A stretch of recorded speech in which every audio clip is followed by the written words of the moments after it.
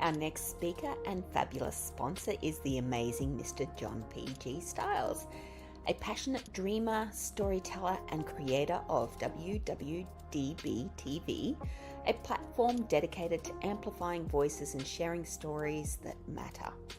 Hailing from Nevada, the USA, John has spent a lifetime gathering wisdom through his rich experiences and uses his unique perspective to inspire others to follow their dreams. Known as an old guy who's been around and seen stuff, John isn't shy about sharing the lessons he's learned along the way. Whether through his work at WWDB TV or his heartfelt advice, John is deeply committed to encouraging people to pursue their passions and never give up on what sets their hearts on fire.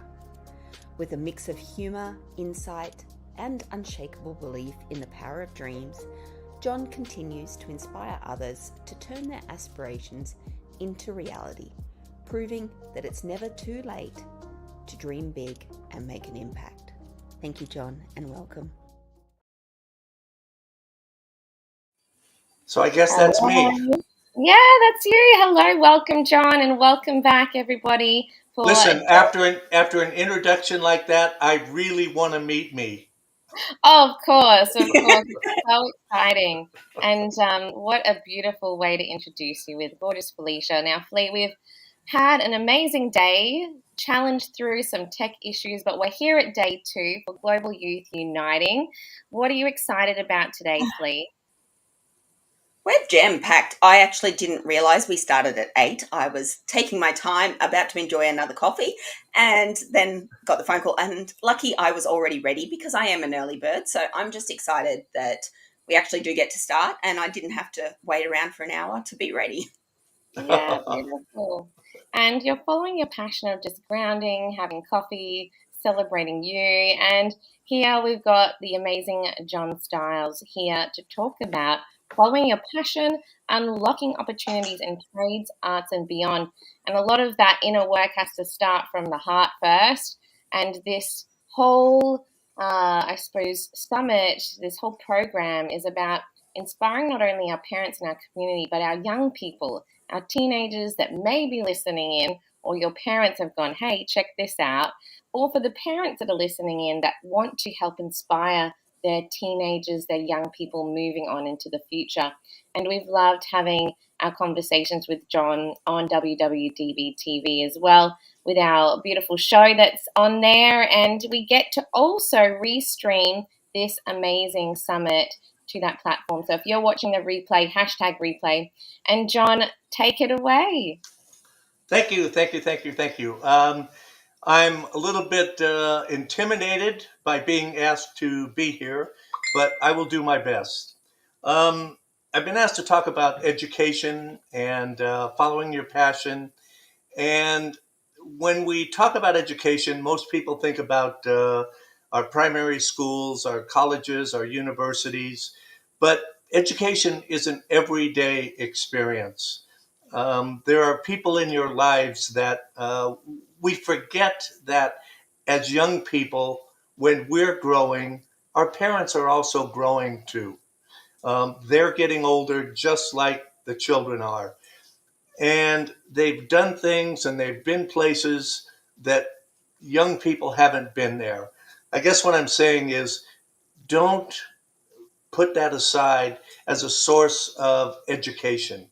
There are people in your neighborhood, your grandparents. I was lucky enough to know my great grandfather who was alive during the United States Civil War. And I'm sorry at this point in my life that I didn't get more information from him. My grandfather was in the First World War, and I got a lot of great stories from him. And I know, especially down in Australia, which is on my bucket list, so stand by, um, there are some of the oldest cultures on the planet. And that has to be an amazing source of education. So I'm not saying don't go to school because you need to go to school. That's where you get the basics. But don't forget that there are other places that you can also be educated. And please, if you have any questions, pop on, ask the questions. I don't mind answering them as we go along, because otherwise this thing will only last about 3 or 4 minutes. Uh, I'm just kidding. Um, so I'll tell you a little bit about my story. I grew up in California, and I had always wanted to make movies. It's a passion that I had from as long as I can remember. I attended Hollywood High School in Hollywood, California, so that kind of helped feed the passion.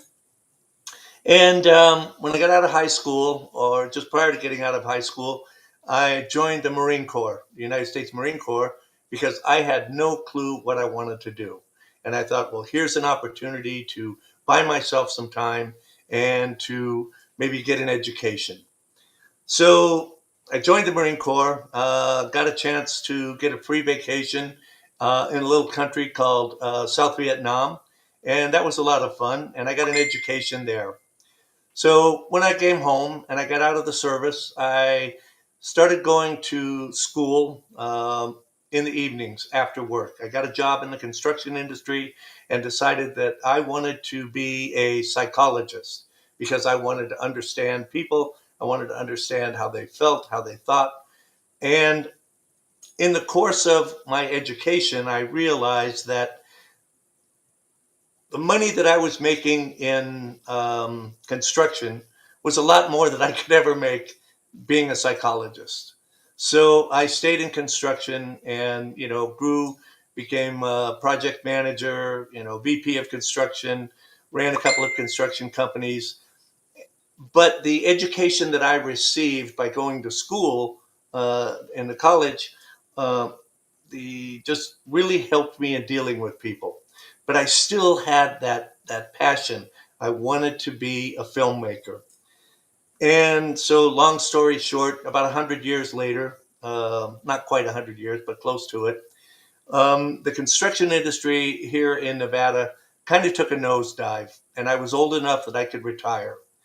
And I thought, okay, I'm going to retire, live off my pension, and just kind of take it easy. So I bought a video camera because I wanted to play around and see what I could do with it. And one thing led to another.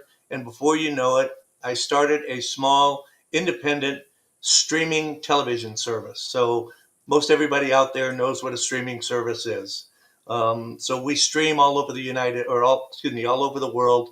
And we have different shows. We have talk shows, sports shows. We have, of course, Flea and Marie's show. So that's my story. And every step along the way, I got an education. I learned something. I listened to people. I asked questions. If you have a passion, if there's something that you want to know about, I loved working with my hands. I loved building things. I loved creating things. And that's what made the construction industry a great place for me. Um, I want you to imagine to get 10 people in a room who don't know each other. You've never met before. And somebody hands you a bunch of papers and they say, okay, guys, I want you to go build this. So what you have to do is create a team that can understand different parts of the blueprints that you're looking at to decide, okay, you're going to do the electrical, you're going to do the plumbing, you're going to do the carpentry, you're going to do the engineering.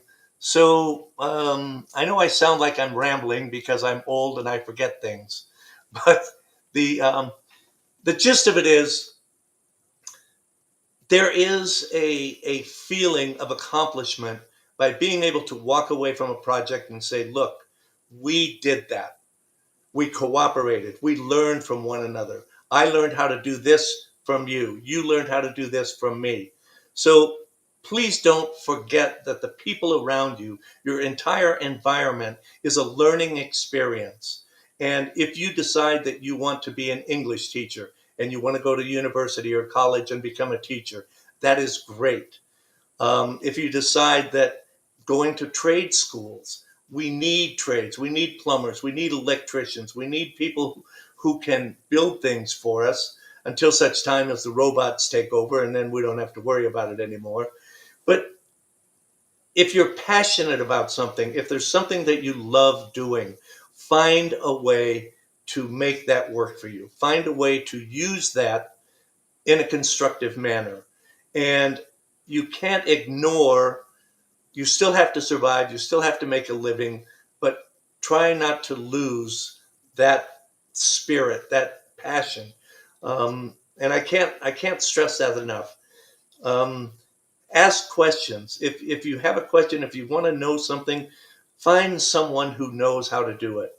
I learned how to create a TV station, how to do film editing from YouTube videos. And I know that sounds crazy, but I spent weeks and weeks and weeks scouring YouTube, looking for different videos that would help me create this TV station.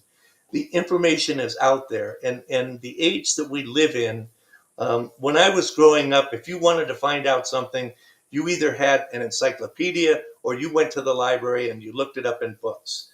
Today, we have people out there on the internet showing you how to do something. If you want to learn how to do a faucet, you have a broken faucet in your house, there's a way to find a place to make that happen. So anyway, that's kind of the gist of what I wanted to talk about. And I was hoping that by this point in time, somebody would have some questions, but apparently not. So I will just keep rambling along until somebody comes along and shuts me up. Um, the don't be afraid to say, I don't know how to do this, but I would like to learn. Um, we all know what mentors are, and we all know that there is someone out there that can help us. Your parents, I know people, young people sometimes get afraid of talking to their parents, but you know what? They're growing up just like you are. They're learning every day, just like you are. They are creating a world for you to live in. They want a better place and a better experience for you. You can help your parents learn how to help you, because if you ask them, they may turn around and ask you, how can I be a better parent? How can I be a better child? How can I be a better student? And I have two ladies that have popped on that are going to try to help me out. Am I rambling on too much? Not at all. It is. I resonate with what you're saying, John. I'm the out there. I've always felt that, there's nothing unobtainable, that if you want to do it, you just need to go ahead and do it. And it was always things like I wanted to be able to get my nails done, and I couldn't afford to go to the salon. So it was like, well, I'll just learn how to do it myself. Then I can have my nails done. Exactly. And same with like hair and like every little bit. It's like anytime you need something, oh, well, just learn how to do it. Do you Well, feel, however, though, that with these videos that they're not actually learning how to do it because they're just copying? well, but isn't that what learning is? And maybe I'm missing the point that you're trying to make, but Right. if I mean, that's exactly what I did. I saw what was on these videos on how to edit a video, how to create a video, and I copied that, and then I copied it again, and then I copied it again until I knew how to do it myself, so I don't have to go back. I worked with a gentleman a long time ago, and he had been an engineer at General Motors, which makes Chevrolet and GMs, and uh, he was our mechanic. He took care of all of our equipment. He was retired. He had retired from GM and was just doing this job because he was bored. And so whenever we had a problem with any equipment, forklifts or cranes or trucks or any of that stuff, he would always fix it. But I noticed that he always had his manual there. So he was always referring to his notes, so to speak, because he knew how to do this. This was second nature, but he always had this as backup, just in case. And that's the way I see the videos now. Is every once in a while I will run into a situation where I go, I forgot how to do that. Let me go check, you know. Or I also had a few people around that I could ask. I could pick up the phone and say, you know, hey, Chris, how can I do this or how can I do that? And I think that most people are afraid to do that. It's we don't want to ask for help. We don't want to look like we don't know something. We want to be the smartest person in the room. Um, I don't want to be the smartest person in the room. I want everybody else in the room to be smarter than I am, so that I can learn from all of those people. Henry Ford was doing an interview a long time ago. For those of you who don't know, Henry Ford was the guy who created the Ford. Um, and the journalist asked him about something about how these cars go together, and he said, "I don't have to know how these cars go together. I have people that do that." So, but he did know how to create an assembly line. He did know how to create businesses, and those are important talents and aspects as well. But we all have. I read a book a long time ago, and one of the characters in it was a jote, Joat. That was J period, O period, A period, T period. And it took me about halfway through the book before you found out what that was. And it actually stood for Jack of all trades. He was not an expert in Mm. anything, but he knew he could. Well, a perfect example. When I first learned to drive, I had a 1946 Chevrolet, and that my dad had found in a garage at my uncle's place. And so he bought it, and I had to buy it from him. But um, the transmission needed to be replaced. And so my dad was a pretty good mechanic, and he did not fix the transmission or replace the transmission for me. He made me do it. Now, he stood there and he told me what I had to do, what each step was, but he made me do it myself. And that's the value. Somebody can tell you how to do something, but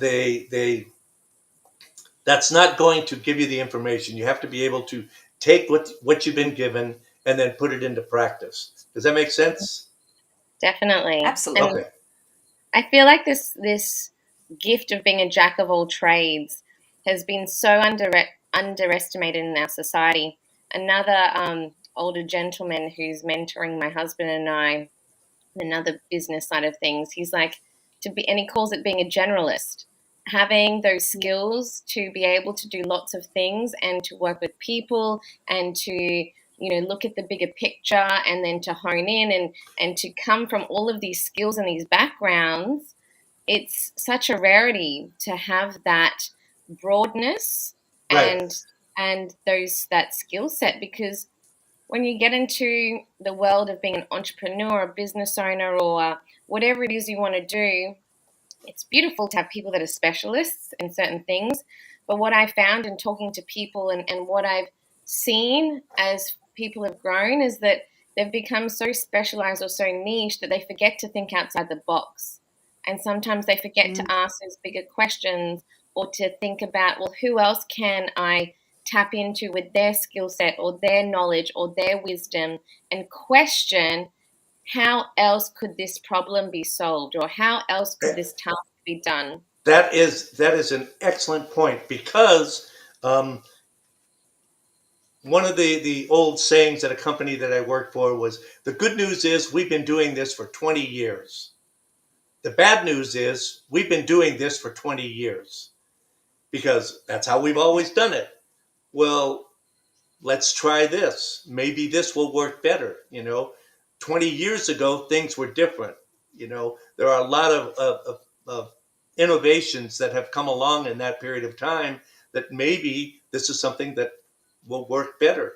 So, I guess it's what I'm trying to say. The big point is, be a perpetual student. I mean, always be out there looking for, what else can I learn?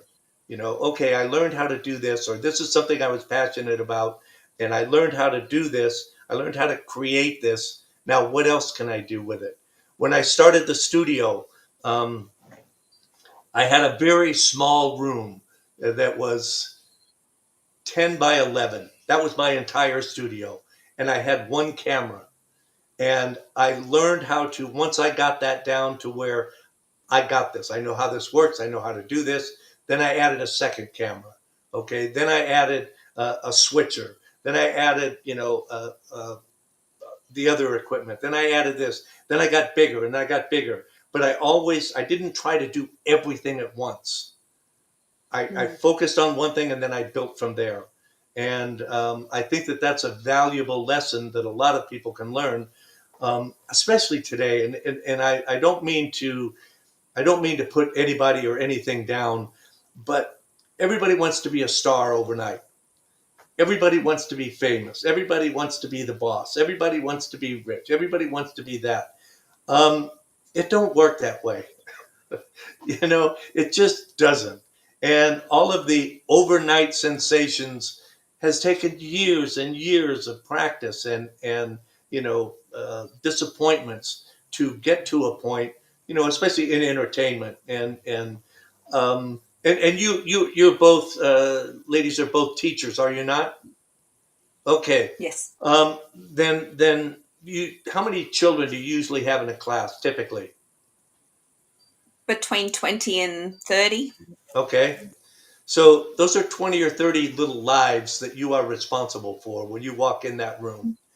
And when you see these children get something for the first time, maybe if you're teaching them math, and you can see it on their face, you can see it in their eyes when something clicks and they go, I got it.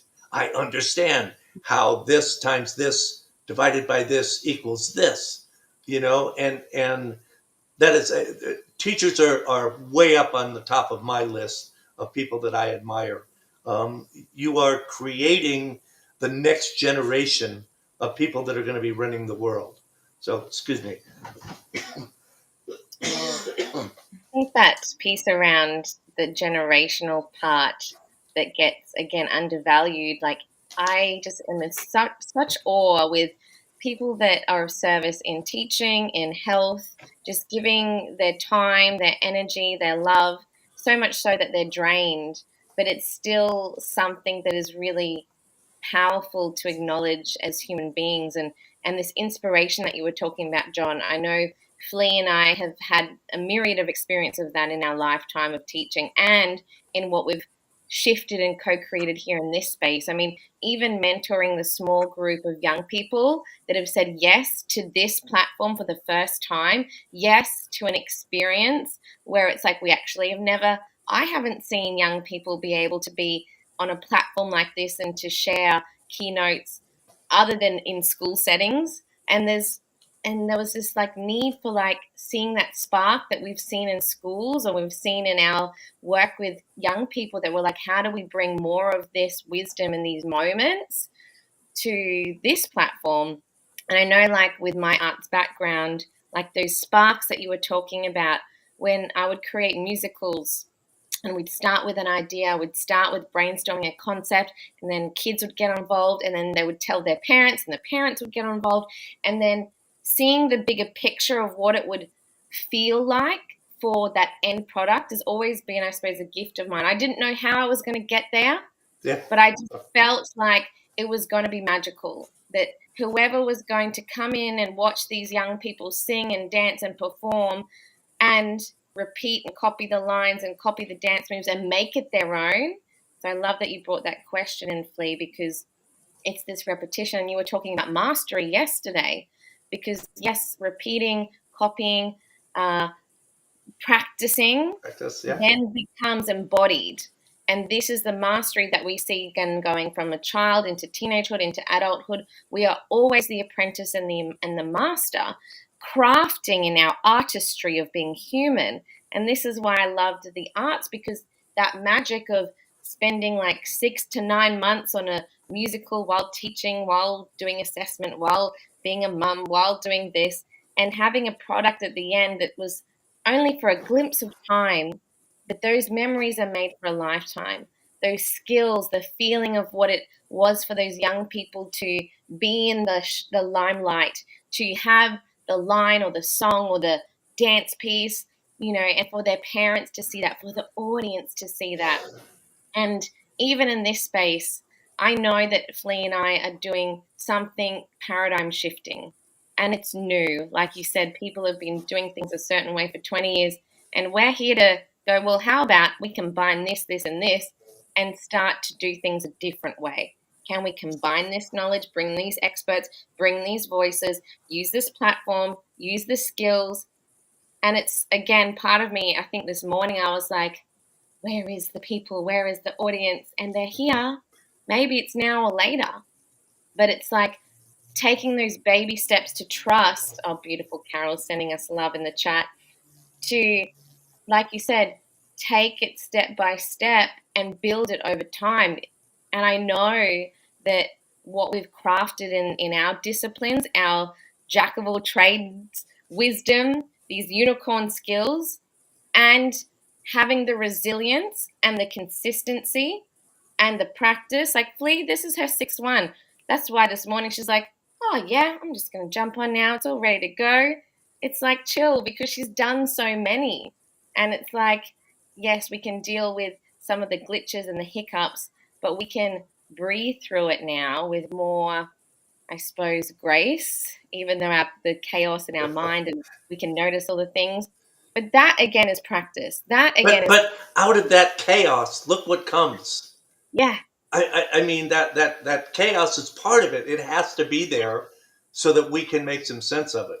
I mean, if you look back at the history of this planet, the all of the significant changes and improvements and steps forward that we've made have been by the young people. They are the ones that have instigated or pushed for or wanted to make that next step forward. So that's one of the reasons that I revere teachers so much.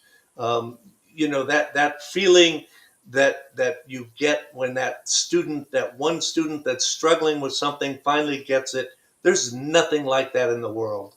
I mean, you have just created a human being that is, ready to go out there and kick some butt and take some names. So, yeah, I commend you for that, and don't give up. And this is the loop, and why I asked the question at the beginning. Yesterday we had a lot of our speakers talking about emotional intelligence and the negative talk. And a lot of people, and I know teens, they're like, oh, I just copied it off YouTube. I'm not actually an artist. I'm just copying. But what you both have done there, and why I've just been sitting here listening, is you brought it all into that full loop, is that through copying you learn, through a desire, through will, you actually create the interest and the investment. And that there is why projects like Marie was talking about and what Awakening is doing is something that we belong to. And the flip side of the teacher is the student that has someone that believes in them. And Right. for me, that was why I went into teaching. It was like I went through all of my high school with nobody knew what was happening in my world. Nobody identified the problems. Nobody noticed the lack, the trauma. Nobody saw. And then when I went to uni and I was about ready to give up because I made it there, and I shouldn't have. And I spoke about this yesterday. When I was there, I was ready to walk out. I just went, nah, this is not for me. I'm not smart enough. I can't do this. These kids are talking terms I have no idea about. And I went up to the lecturer and I said, look, I think I've made a mistake. I'm pretty sure I'm not meant to be a teacher. I don't have the capabilities. And it was her. She turned around and she said, you were the only one that had real knowledge, real insight, and real depth to what you had said. And I said, yeah, but I didn't know any of that. And she said, it doesn't matter. None of that matters because you had heart and you actually had wisdom and knowledge that they don't have. And it was her, that little bit of encouragement, that was what made me become a teacher and keep going. But it crippled me when I went into the industry, and we can't be that. Yeah. We can't actually guide kids to be who they are because it's, no, follow the curriculum. Just go this and get a trade and you'll be lucky. And for a lot of people, that is their area. But for so many kids, they're confused, and it's like, I don't want that life. Where's my guidance? Where's my teacher that says I'm good enough? And this is where these projects come in, because this is where we get to belong, where we get to Do you know where create that the person environment. is? Do you know where that person is that tells you that you're good enough? Yep, They're in the mirror. inside. They're in the mirror. They're in the mirror. It's They are. listen. I still, as old as I am, and I think back in something that I remembered from high school, or whether it's math or my love of reading because of one particular English teacher that I had that made made us love literature and books. And I still think of them today. And I say every once in a while, "Oh, thank you, Miss Thomas," for that. One of my favorite books of all time was Cyrano de Bergerac. I don't know if you're familiar with that story. Um, anyway, it was a play, and it was the teacher made us read the play in class. We each got, every class we got. This was our paragraph to read that day, and we went through the play, and it really got us all involved in being those characters, and being the different characters, because every day you'd be reading a different character, and it was an inspiration that I know, 90% of the kids that left that class left with an appreciation of reading and storytelling, and so and when I went back to school after getting out of the service, I went back because I wanted to, not because I had to. Mm. I mean, it's something that I wanted to do this and I wanted to learn. So, excuse me. That's a So cough. inspiring, though, John. My uncle That's gave me so this inspiring. cough. Yeah. But then Oh. having that ability to then sit with all of the wisdom, the life experience, and then continue to can choose ourselves, choose like our path that we want to learn this, and we're willing to take the risks to put ourselves outside of our comfort zones and be willing to fail. And I always think failure is first attempt in learning. Yes. How many times can we fail and allow that to be our first attempt, and continue to practice and fail and celebrate that and reframe? And this is why I loved drama and improvising and playing, because in that safe space, it's okay to fail and make mistakes and laugh at ourselves and each other in a really safe, positive way, and stuff up and continue to grow and learn and reflect. And I know beautiful Louise, who's our keynote tomorrow morning, is going to be doing a practical session with improv and drama and being spontaneous and allowing ourselves to fail and be silly and choose to continue on with the next thing and the next moment and the next choice that we want to do in life. And I think this piece around following your passion and seeking wisdom from people around you, whether it's teachers or mentors or parents or friends of family members or whoever that may be, it's like what you said, John, ask. And this morning I was like, you know what? I'm going to just put it out there in this group and ask for people to help and connect and share. Beautiful Carol, who's listening, she's like, I've shared it in my group.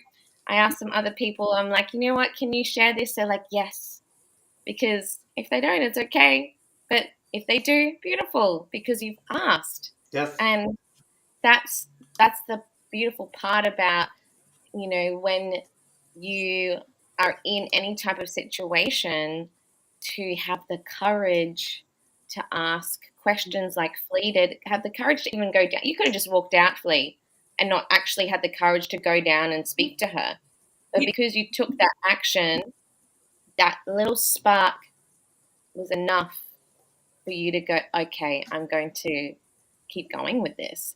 And that resilience there and that choice and free will to be inspired by that person and receive their wisdom, I feel we need more and more of that in this day and age. And it's interesting to look at the current climate of education.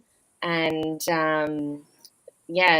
Carol's talking about discern. I was literally going to say that, and discern who to go to seek that wisdom. Oh, Carol's feeling the energy there.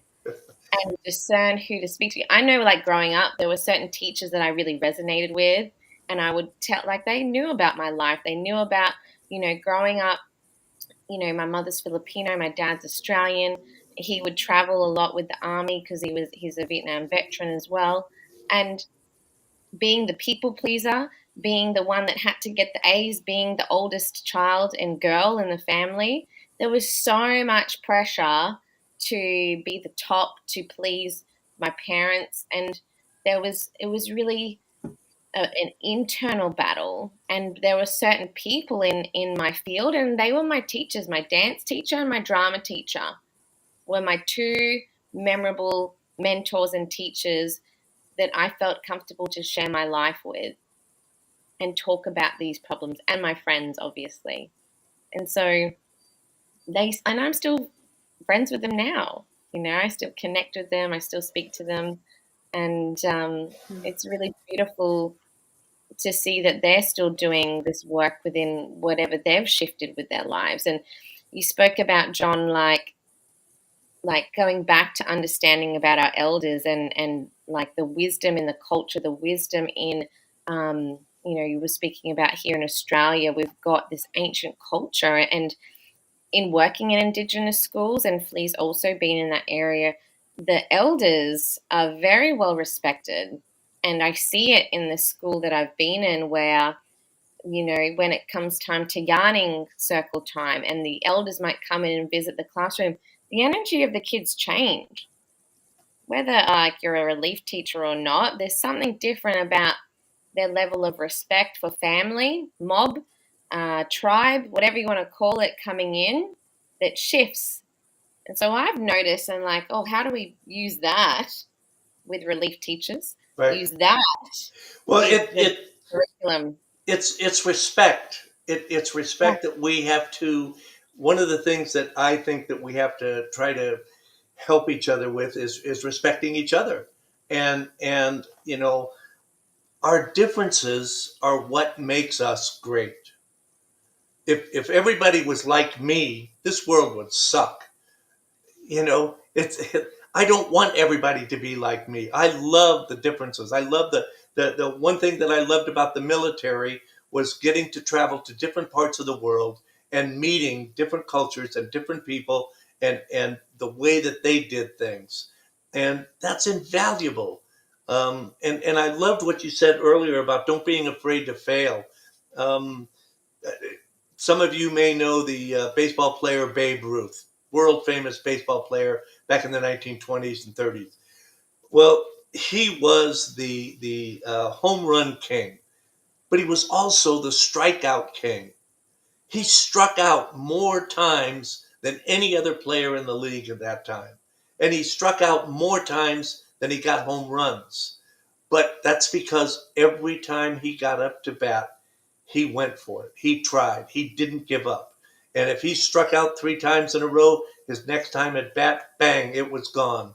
And that's what people remembered. They remembered the successes, but the failures are what taught him how to get that success. And like I said, that was a great point that you made, and I think that we need to, focus on that some, just to help. Don't be afraid to fail. So what? Okay, well, that didn't work. I'll try this. Okay, that didn't work. I'll try this. I mean, unless you're working with chemistry and stuff, you don't want to blow up your house. But you know. So you have to have a little bit of discretion there. So, but anyway, Yeah, definitely. that's my story. And I think when even like you're at that university level, like, I'm thinking back to Flea's story of like coming in later in life and noticing the youth around you and feeling those pieces. But on the flip side, there's been young people that I know that have gone to uni that have gotten the scholarships. They went into those degrees of engineering and double degrees. And I remember them telling me, like, Maria, I actually pulled out of that and I went into something completely different. So this young man I taught was like the ducks of the school, the what America would call president of the school, or the school captain here in Australia. He was the top of everything. He was also a musician and a drummer, and always involved in the musicals, but did all the hard, the what do they call them, like the Die Hard 6 or something, the killer subjects of all the sciences, the hard maths, all of the psychology, like all the hard things. And he found himself super stressed. He went into this degree that he was gifted, and he was like, I can't be in this. And he ended up doing a degree, I think, in in music engineering and like sound and things like that. So kind of like what you're doing, because he was always great at mixing music, listening to it.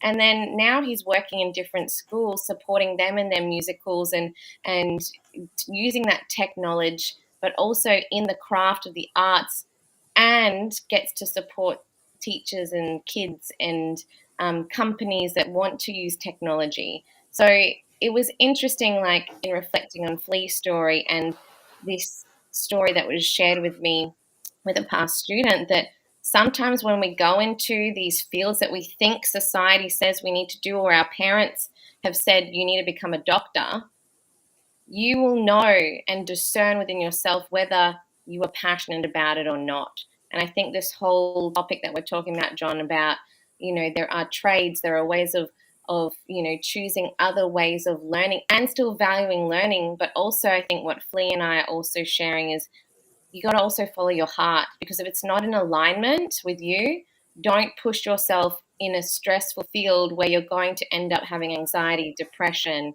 the whole realm of stuff. And find something that you do love, because you will then excel in it and then exceed beyond your wildest dreams of what could happen for you.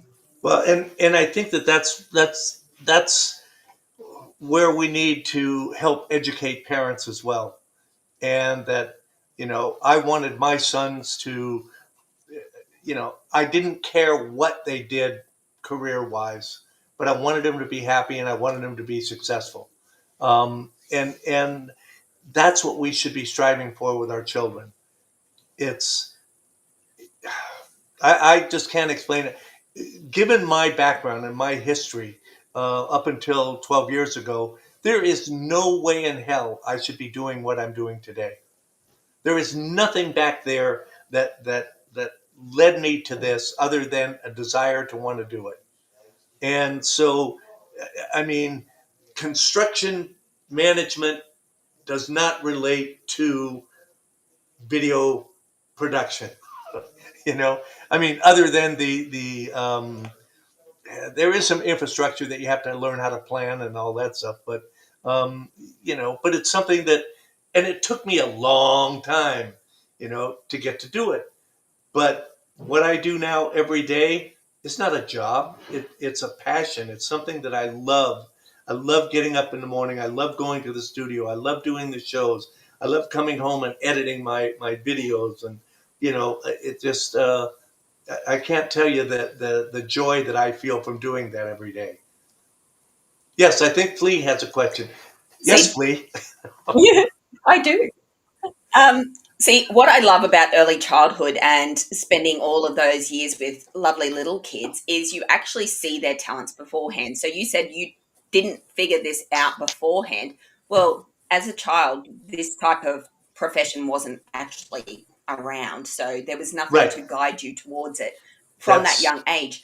What you said you loved about the army was meeting people Yes. and talking to different people. And So right forgive there is me, your indication as to what I have to stop you right there. I have to stop you right there, and I mean, no disrespect, but it was the U.S. Marine Corps, not the Army. So I'm just messing sorry. with you. But It's no, that's the Australian. I'm just That's the messing with you. Australian in me. I think because I said army because my dad was in the army. Female. But it's just like literally female. They're all the same. It's like well, you go off to fight war. So it's like but look at the opportunity that we all have today. I mean, here we are. You're halfway around the world, And we are talking one-on-one, face-to-face right now in this moment, in real time.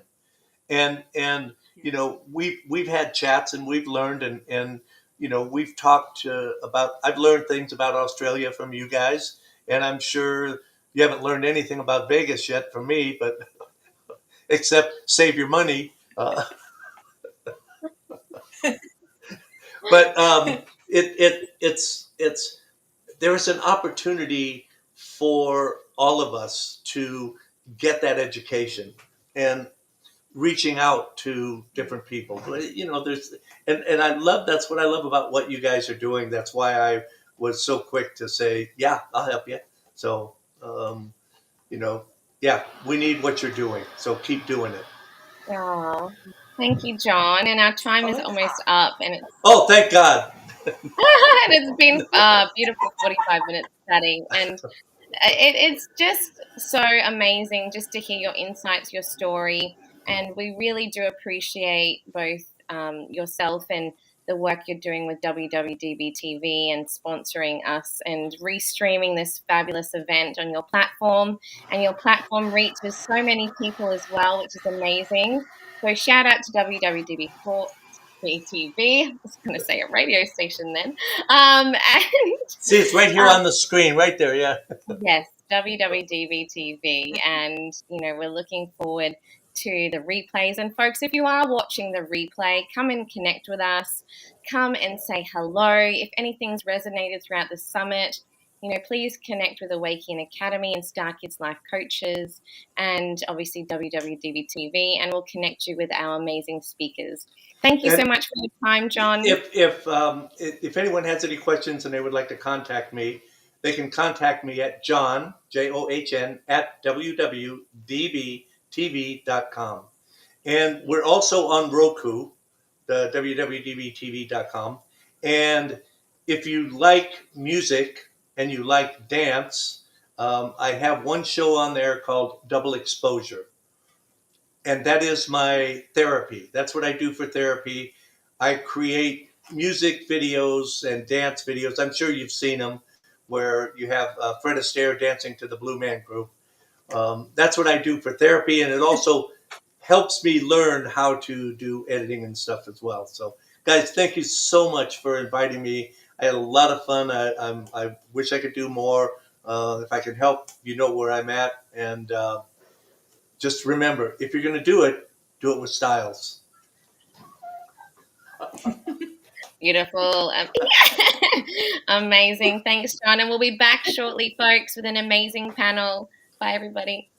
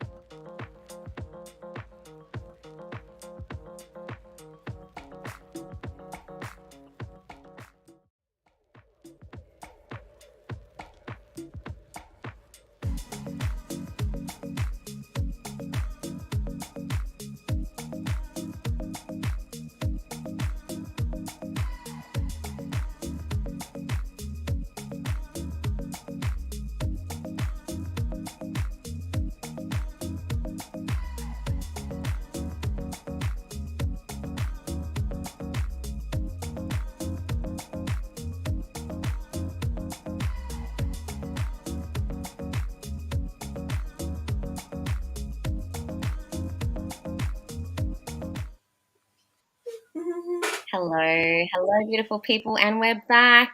We are here for another exciting panel. We've got so many beautiful guests joining us shortly, but this panel is called Mindfulness Matters, Holistic Approaches to Health and Cultivating Inner Calm for Our Youth.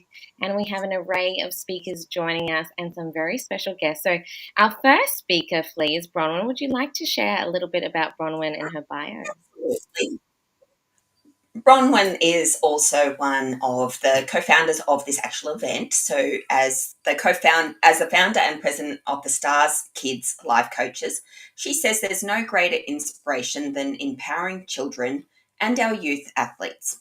Stars Kids Life Coaches is the certified global kids life group specializing in building self-esteem, social skills, emotional intelligence, and communication skills, while also addressing growth mindset for athletes, attention disorders, divorce recovery, and also parental counseling. Beautiful. And one of our other amazing guests is Jessica. Hopefully she'll be able to join us. Jessica's journey of motherhood is the inspiration for her podcast, Real Raw Mama, where empaths get real and raw about mother wounding. Her greatest passion is inspiring mothers to reclaim their vibrancy through holistic self-care while embracing their deep feminine power and remembering who they are.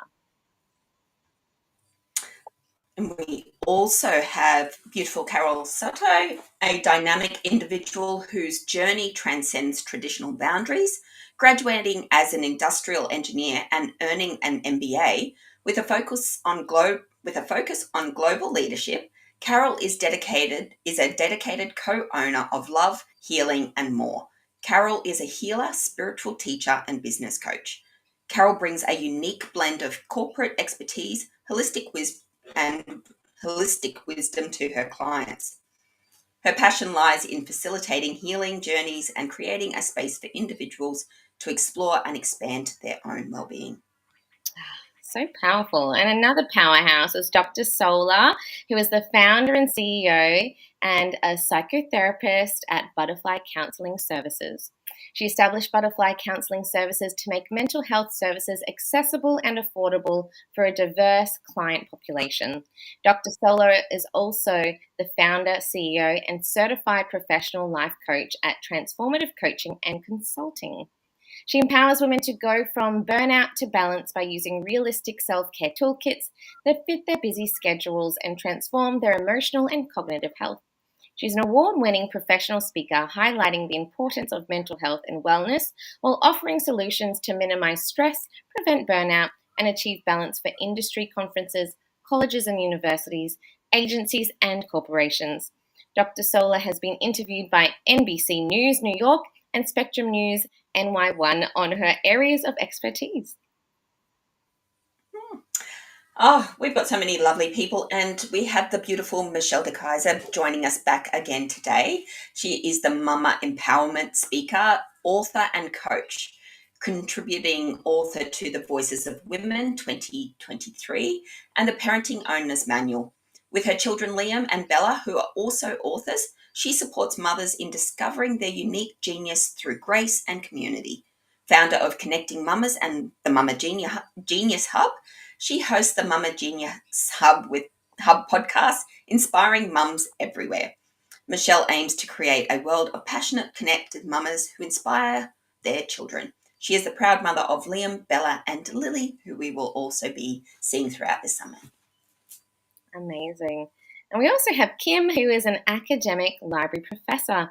Prior to this, she was a New York K-12 certified school library specialist and a corporate instructional designer. Her varied experiences provides insights into what children need to be successful as lifelong learners, starting from pre-kindergarten through adulthood. And you also have the beautiful Felicia and myself here with our wealth of knowledge and experience in education. And we are going to now invite our beautiful guests on shortly. But without any further ado, we've got our beautiful kids as the feature of this summit. So we're going to listen to little Asha and then our keynote presenter, Liam, who is going to be sharing, and more voices from Lily, Aya, and Sharia later on in this panel. Okay, before I sing the song, don't forget to subscribe and hit that link button. Okay, let's get it started. An apple a day, keep the doctor. An apple a day, keep the doctor away. When you're watching birds, get some bananas, apples, and avocado. Maybe some strawberry and some orange. And a lot of courage, you need to eat them. Maybe you can grab some grapes. Yeah. When you an apple a day, keep the doctor away. An apple a day, keep the doctor away. Keep the doctor away. Hi guys, my name is Asher, and an apple a day keeps the doctor away, and it makes you very strong and smart, and it makes your teeth very strong. So make sure to eat your fruits and vegetables. It's gonna make you smart and strong, and very healthy to you. Bye.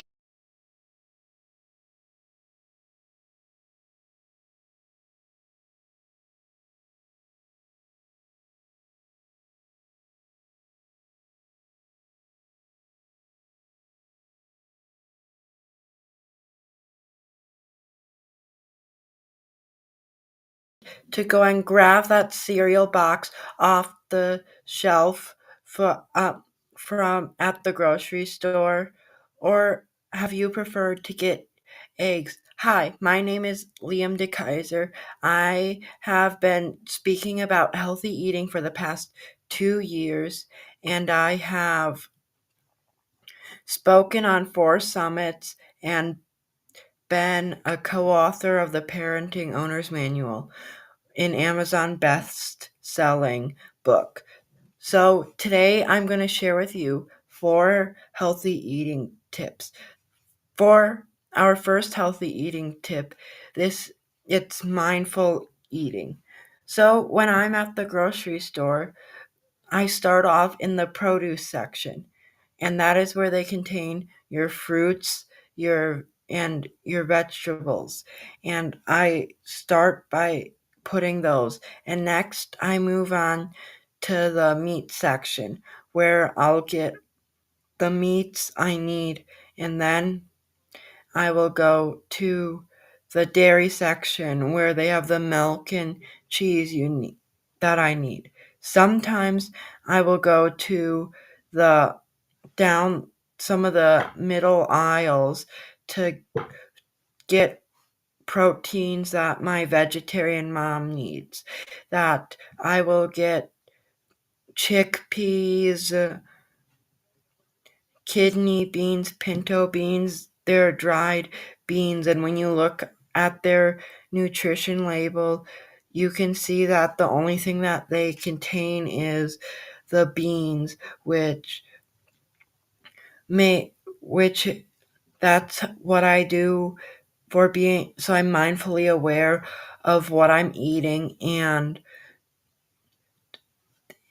I'm trying to eat positively and put the good food into my body.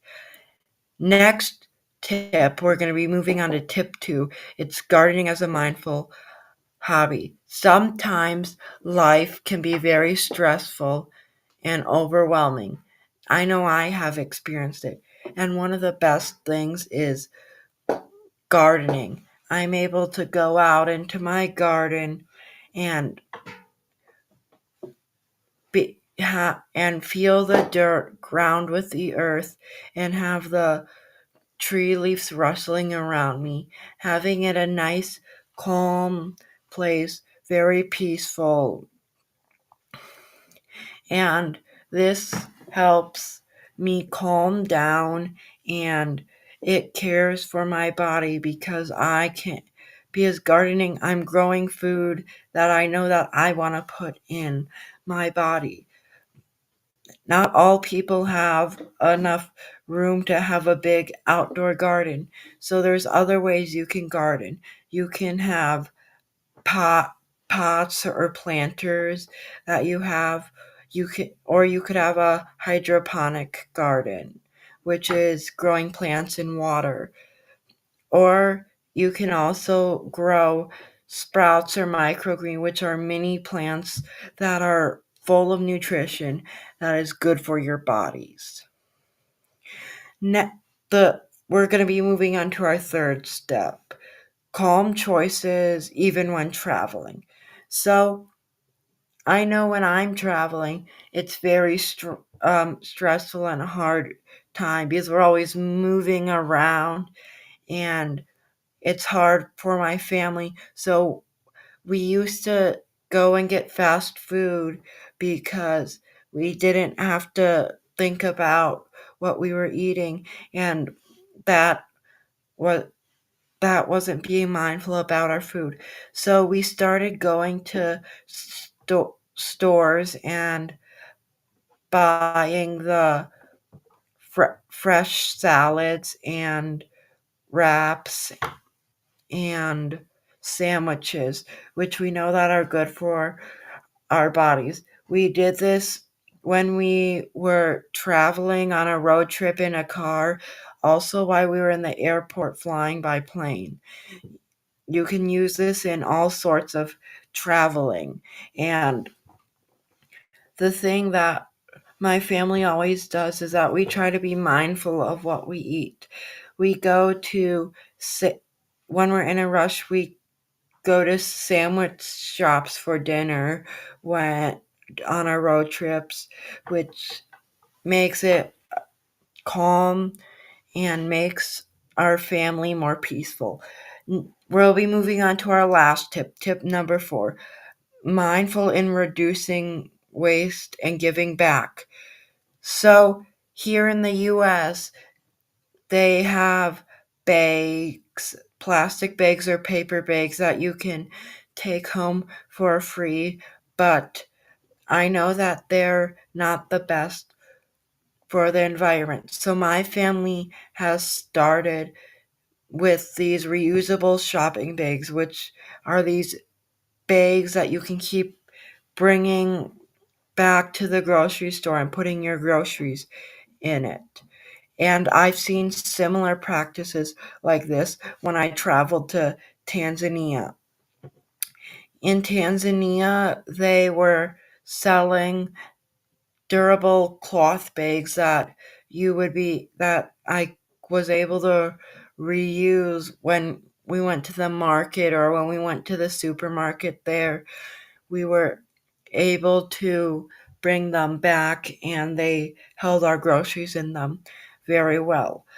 When you're being mindful of what you're eating, it's not just about where you get your food from, but it's also caring for our planet, because all the food that we eat comes from our planet, and if we don't want to eat this food that could have came in contact with garbage or have little plastic particles in it.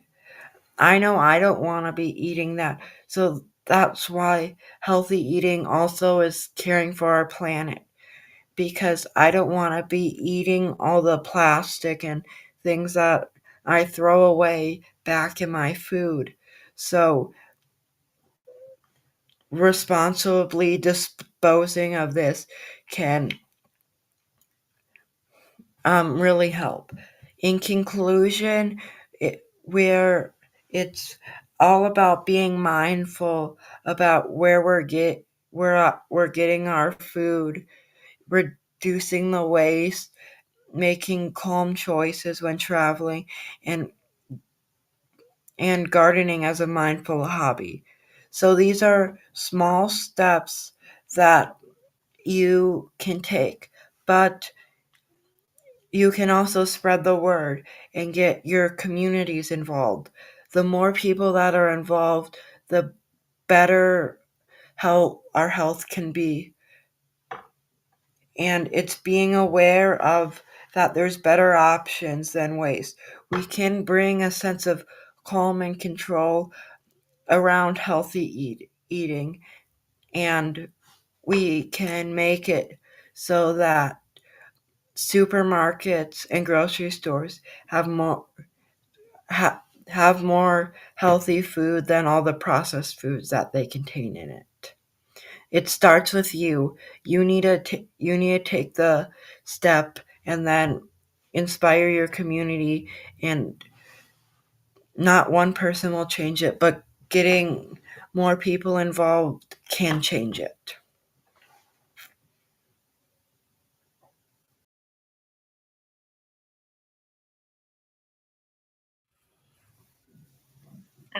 Amazing. So inspiring. Thank you, Liam.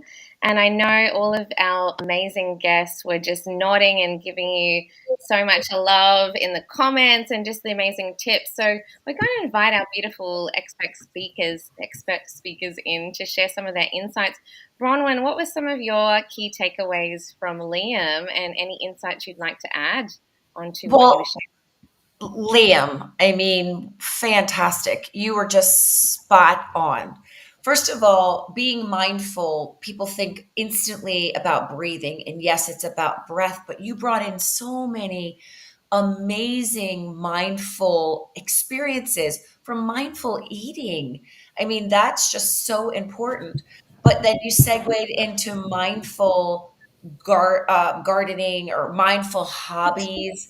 That is so important. Things that we talk to our children about, and tapping into those activities that help you decompress from your day and just find that calm and inner peace. And it sounds like you have found it.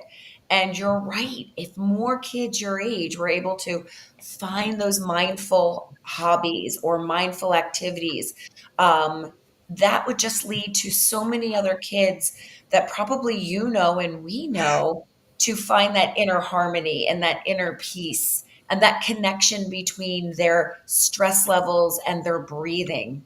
So I was so impressed. And I feel like, maybe you're 40 and you've been here before, because you certainly are amazing with your advice. So thank you so much, Liam.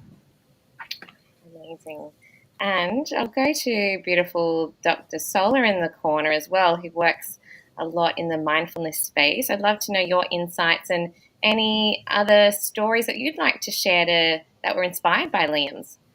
Sure. Liam, thank you so much for your presentation. I really enjoyed it. And I was very inspired by mindful eating when you mentioned that, because that is something that I talk to my clients about, where mindfulness is just being in the moment. And mindful eating to me is when you actually sit there and eat your food, and you can taste it, and you're not rushing through your food. You can appreciate the flavor, the fragrance of the food, and just the importance of having things that we can do to have what I call a nervous system reset. What is something that I can do every single day where I can really be in that moment and I can really notice the effect that it has on me, both mentally and physically, and getting into that calm body. So Liam talking about gardening, and I'm always asking my clients, what is something you can do where you can really be present, be in that moment, and really enjoy that journey, so that you can really get in touch with yourself physically, mentally, emotionally, and spiritually. Beautiful. And Kim, I know you've worked with lots of kids being in the library. I always remember the librarians going, "Don't bring food into the library." Times have changed, thank goodness. There's no more in the library. It's a community center, but there's a mold to be broken there. But Liam, there were a couple of things that really stood out to me. One was, so I'm doing a talk on eating, sleeping, and the importance of exercise for the trifecta for teenage health. So I'm so appreciative that you started off this conversation with mindful eating. A couple of things stood out. I love the idea of mindful eating first thing in the morning because I know the science says, and I'm all about the science because I'm a librarian in academia. The science says that if you do a little bit of mindfulness and doesn't it just a couple of minutes, it could be breathing, it could be eating, it could be whatever works for you.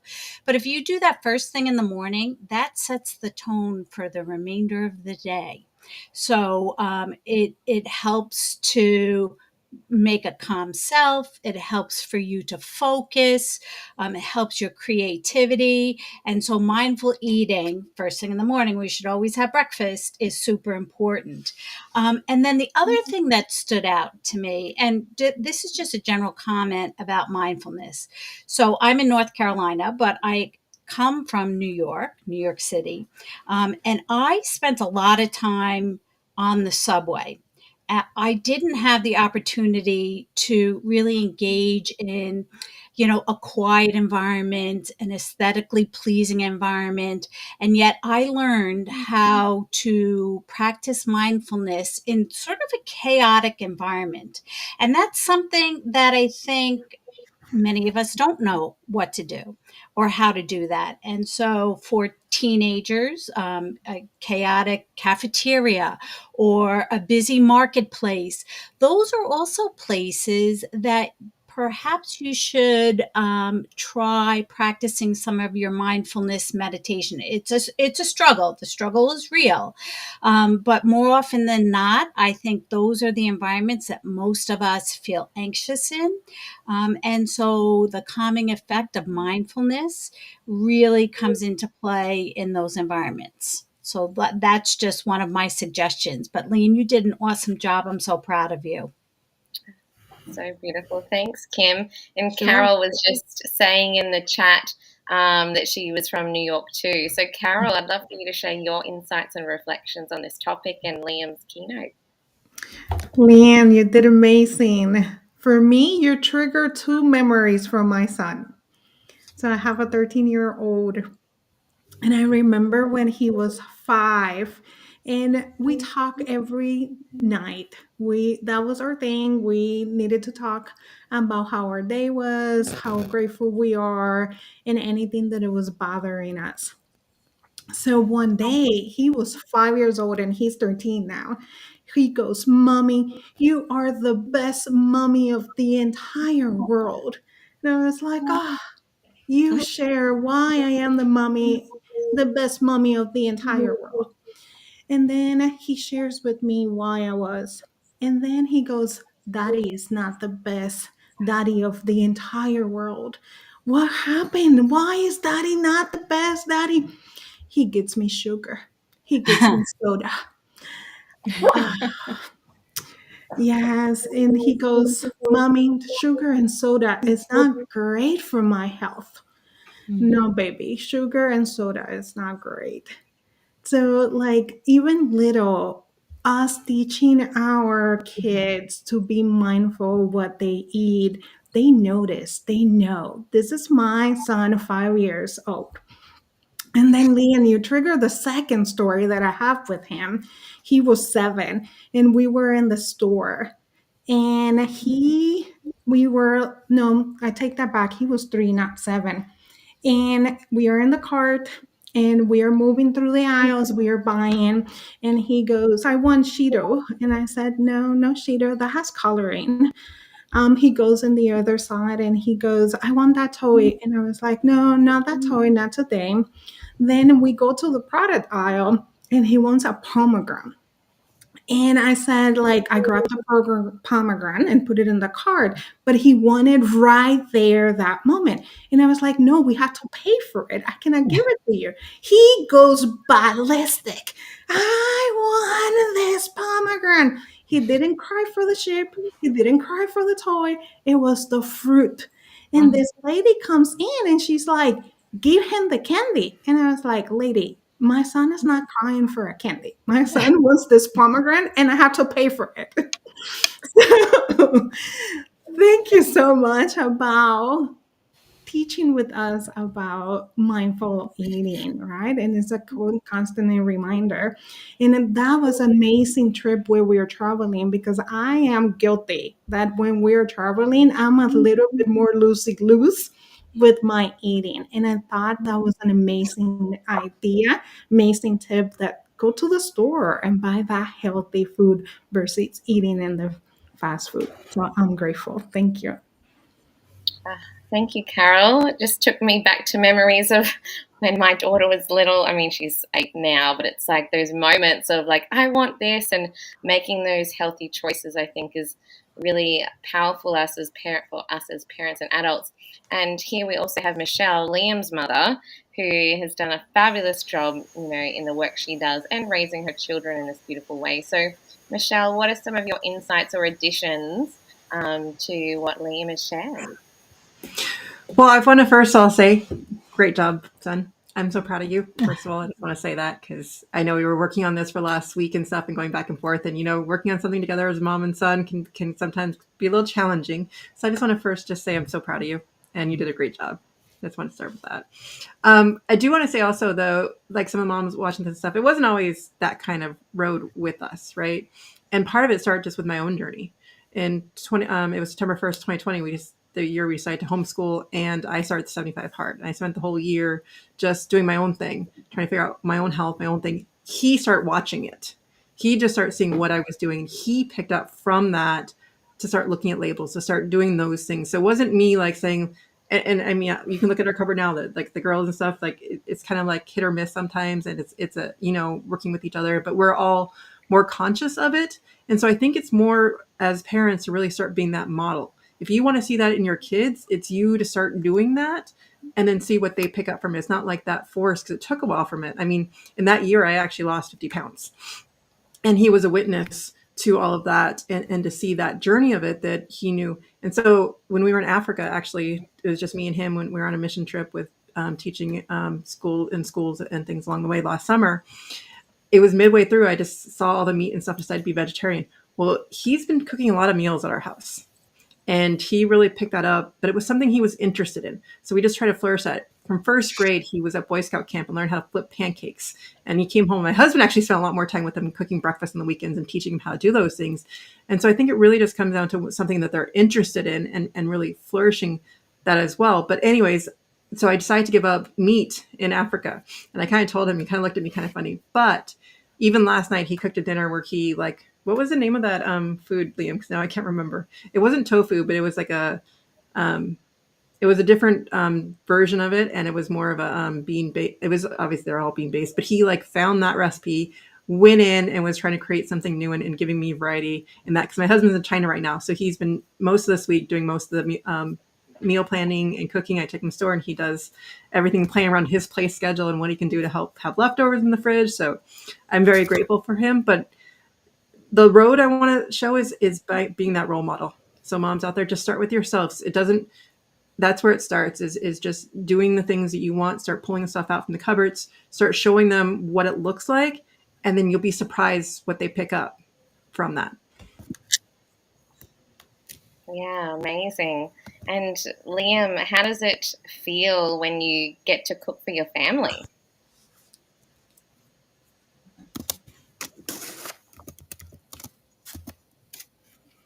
That it feels like my family really likes what I cook, and that they appreciate what I'm making, and they're always so kind and polite about what I make.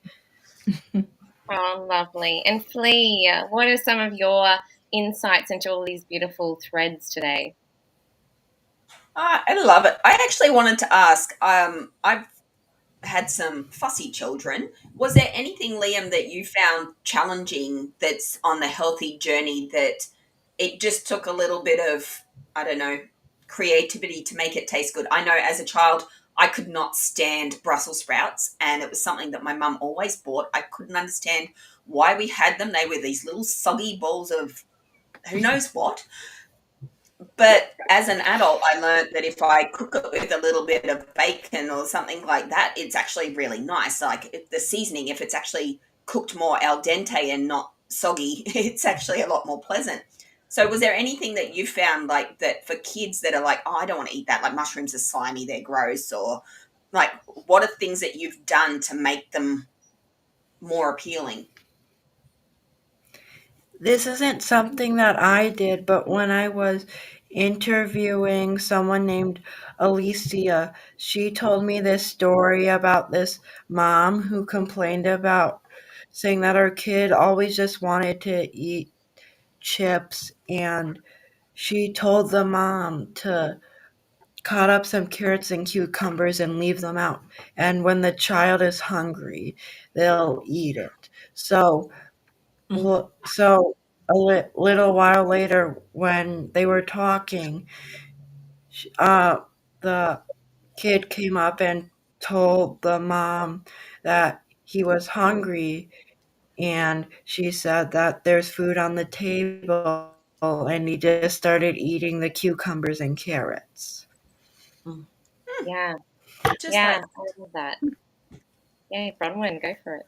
Yeah. So, Liam, I have a question for you. So, we've talked about mindful eating, which you're an expert at, and we've talked about mindful hobbies. But I don't know about you, and this is certainly not to put you on the spot, but I'm thinking of other children that we work with that reach out to us at Stars Kids Life Coaches. And a lot of times, the children or teens might be saying things like they're having a difficult time with worrying, or I don't want to use the word anxiety, but maybe they're worrying about a test or they're worrying about a project. And that's something we do is working on those strategies, creating those mindful moments to incorporate their breathing, and so they can calm their system down, creating a mindful activity so that their breathing can slow down and they can think properly. Or we also talk about mindful movement that can help distract the brain. Have you ever had or utilized or know somebody that, besides these mindful activities that you mentioned, that there are others out there, such as breathing or distracting the brain by maybe you had a rough day and you came home from school and you might be a little frustrated over something, and a strategy might be like, I'm just going to sit down in a quiet place, breathe in and out. There's multiple strategies on that, but finding that calm, maybe trying to look around and name 5 things you hear, 5 things you see, 5 things you can touch. And there's so many different strategies and activities, right? Have you ever had experience with that along in the with being in the mindful frame of mind? So that my mom and I started this qigong course on Mind Valley, and it was with Lee Holden, and we were doing it, and it taught us to be mindful. And when I was interviewing for my podcast, one of the people I was interviewing, he was living in Spain, I believe, and he was talking about how using ancient arts like qigong, tai chi, yoga, and there were some others that will calm you down. And he also said that writing fairy tales and poetry was a way to calm you down. He published a lot of poems and fairy tales. That's amazing. That really is amazing. And that's what I'm talking about, is finding ways that to distract your brain from certain things that you might be feeling and creating that moment. So those are wonderful. And those movement activities such as yoga is fantastic, and tai chi. So really, it sounds like that was really helpful. Those are great strategies for other kids that might be listening in. Oh, I really, really love that both of you mentioned that, because that's what I was speaking into yesterday as well. That when we get to just play a little bit with our imaginations and escape like the reality of anxiety or whatever the anxiousness is that we're feeling, that emotion, it is really good to like use it as I've seen so many little artists make like little monsters and little drawings and things like that from their work, and that's just from anxiety. And we've got some beautiful, lovely little kitties that we're going to listen to now that are going to share different ways that they're mindful. Reading is good for your imagination because it's balanced, and you can have some technology time, but you also need to balance it with reading or drawing. And if you have too much technology time, your brain is like focusing on the technology more than like reading and other stuff.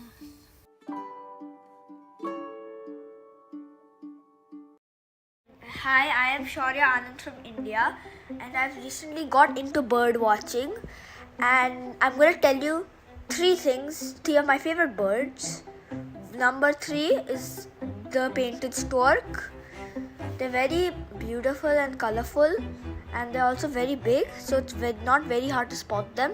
Number 2, the red-napped ibis, because they just stand out so much from the crowd, and they also look very beautiful with their intricate designs. And number 1 is the great Indian bustard, which is called the Godwan here in India, and it's also a very inspiring bird.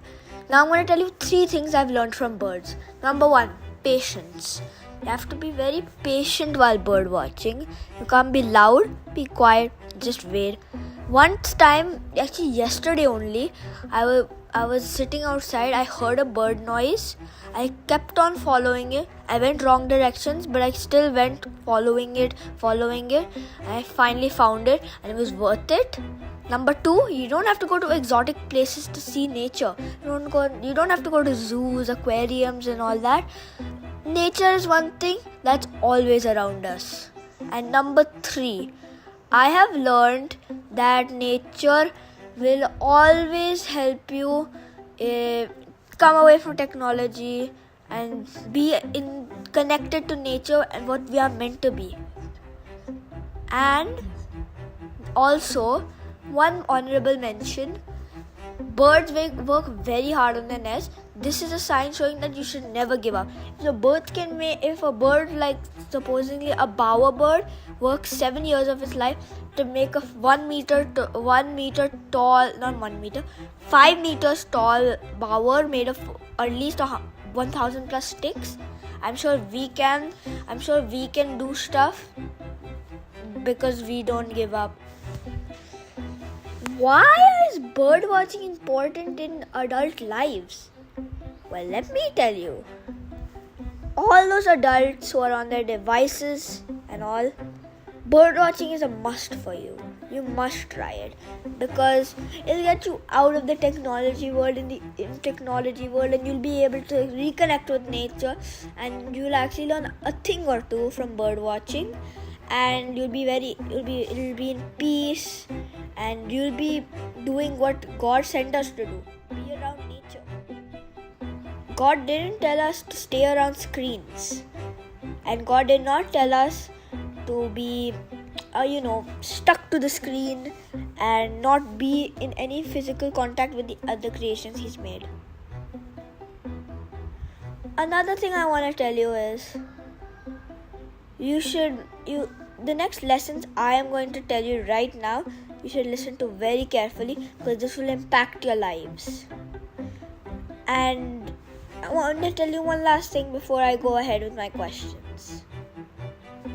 Try bird watching. Start with 5 minutes. It can go with 10 minutes, go with 15, then 20, then go on for hours. It will help you, and if you have kids, it will help. It will be better than staying on the screen the whole day.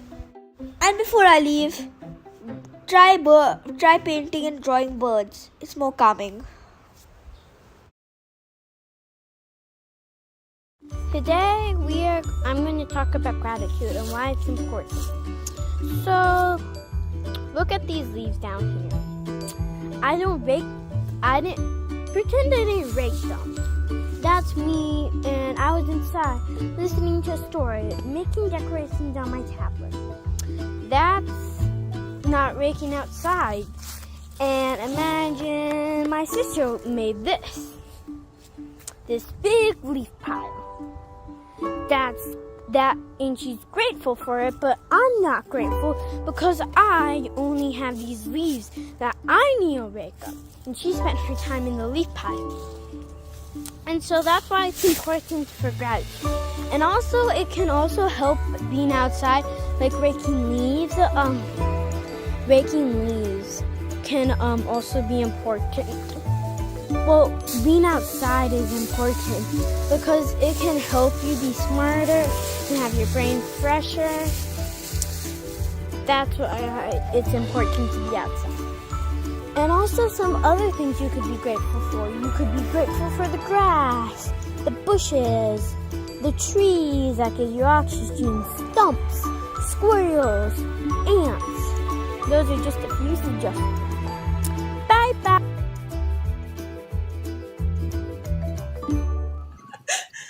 Oh, so beautiful. The kids Very just cute. and thank you to That is Aya. exactly it. Oh, it's amazing. Thank you to Aya, to Sharia from India, and Lily as well, who's Michelle's daughter. There were some beautiful things in the chat. So, Kim, you had mentioned something about bird watching and mindfulness. I'd love for you to share just your insights on what the kids shared there. Yeah, I thought it was something that happened as you got older. You became enchanted with birds. So I love to hear our youth talking about bird watching. But I have, and all my kids have on their phones, this Merlin Bird ID app. Cornell University in the States offers it free. And you can just download it. And what it does is it listens and records the birds in your area, and it lists for you all the birds that it hears. And then you can click on each of the birds to learn a little bit more about them, where they're native to, what other calls may sound like. And it's such a great way to become engrossed in bird watching. So that was just my little tidbit. So true. I I love being love out in that. nature. Flea, did you want to add some amazing comments and reflections as well? Oh, it brought me to tears. I regularly walk down. We've got a dam, and at the moment we've got little willy wagtails nesting, but they're nesting in the same tree with butcherbirds. And watching them actually interact and the way that they protect each other from the other native birds, it's fascinating to see. Like, they're actually using mud from the dam to make their nest, which we've just had a whole lot of rain. So every morning watching them repair that, and just the way that they work together always amazed me. I was like, they're not fighting. They're actually in the same tree. And like Shiria said, like this, that we can learn from them. We can develop a deeper understanding and compassion just by being present and being grateful for what is out there without having to make it be anything. Yes, and that piece around gratitude and Lily sharing just to be outside in nature and showing these leaf piles was just really so pure and innocent, and just feeling the gratitude. And Carol, I know we've spoken a lot about gratitude and compassion that Flea was sharing in other spaces. What's your thoughts on these beautiful insights? So, gratitude for me, when I started my journey, it was saying thank you, right? But I started learning that gratitude is actually a vibration, it's actually a frequency, that when you align yourself with this frequency, shift energy. So, talking about being mindfulness, talking about feeling overwhelmed, feeling unscattered, just putting our hands in our heart, taking a deep breath in, and thinking about one thing that we are grateful for, you can shift the energy. You can feel grounded. You can feel more at peace. And there's different practice that you can do when it comes to gratitude. This is one. You can also do kind of journaling with gratitude, and it is naming three things that you're grateful for. And journal, you can find it in any store. It looks like this, and it says, what I'm grateful for today. So, another practice that I have started with my child and my husband is before we go to bed, what are we grateful for today? Right? Because why? We focus so much in the things that didn't go right. We focus so much on the thing that were challenged, that was negative. Let's shift that mindset and bring things that went well, that went positive. And there is another practice that you can get a yard and just write down one thing that you accomplished or that you're grateful for. And by the end of the week, pull the names and celebrate and dance with it. Mhm. But my favorite gratitude practice is when you want to bring something in, using gratitude as you already have that you want to manifest. I am so grateful for the love that is surrounding me. I am so grateful for the support that I receive. So for me, gratitude, it's more than idea, it's more than a goal, it's more frequency that it can shift energies. So grateful for that share. And before we go to Liam, I'll go over to beautiful Dr. Sola and then we'll go to Liam.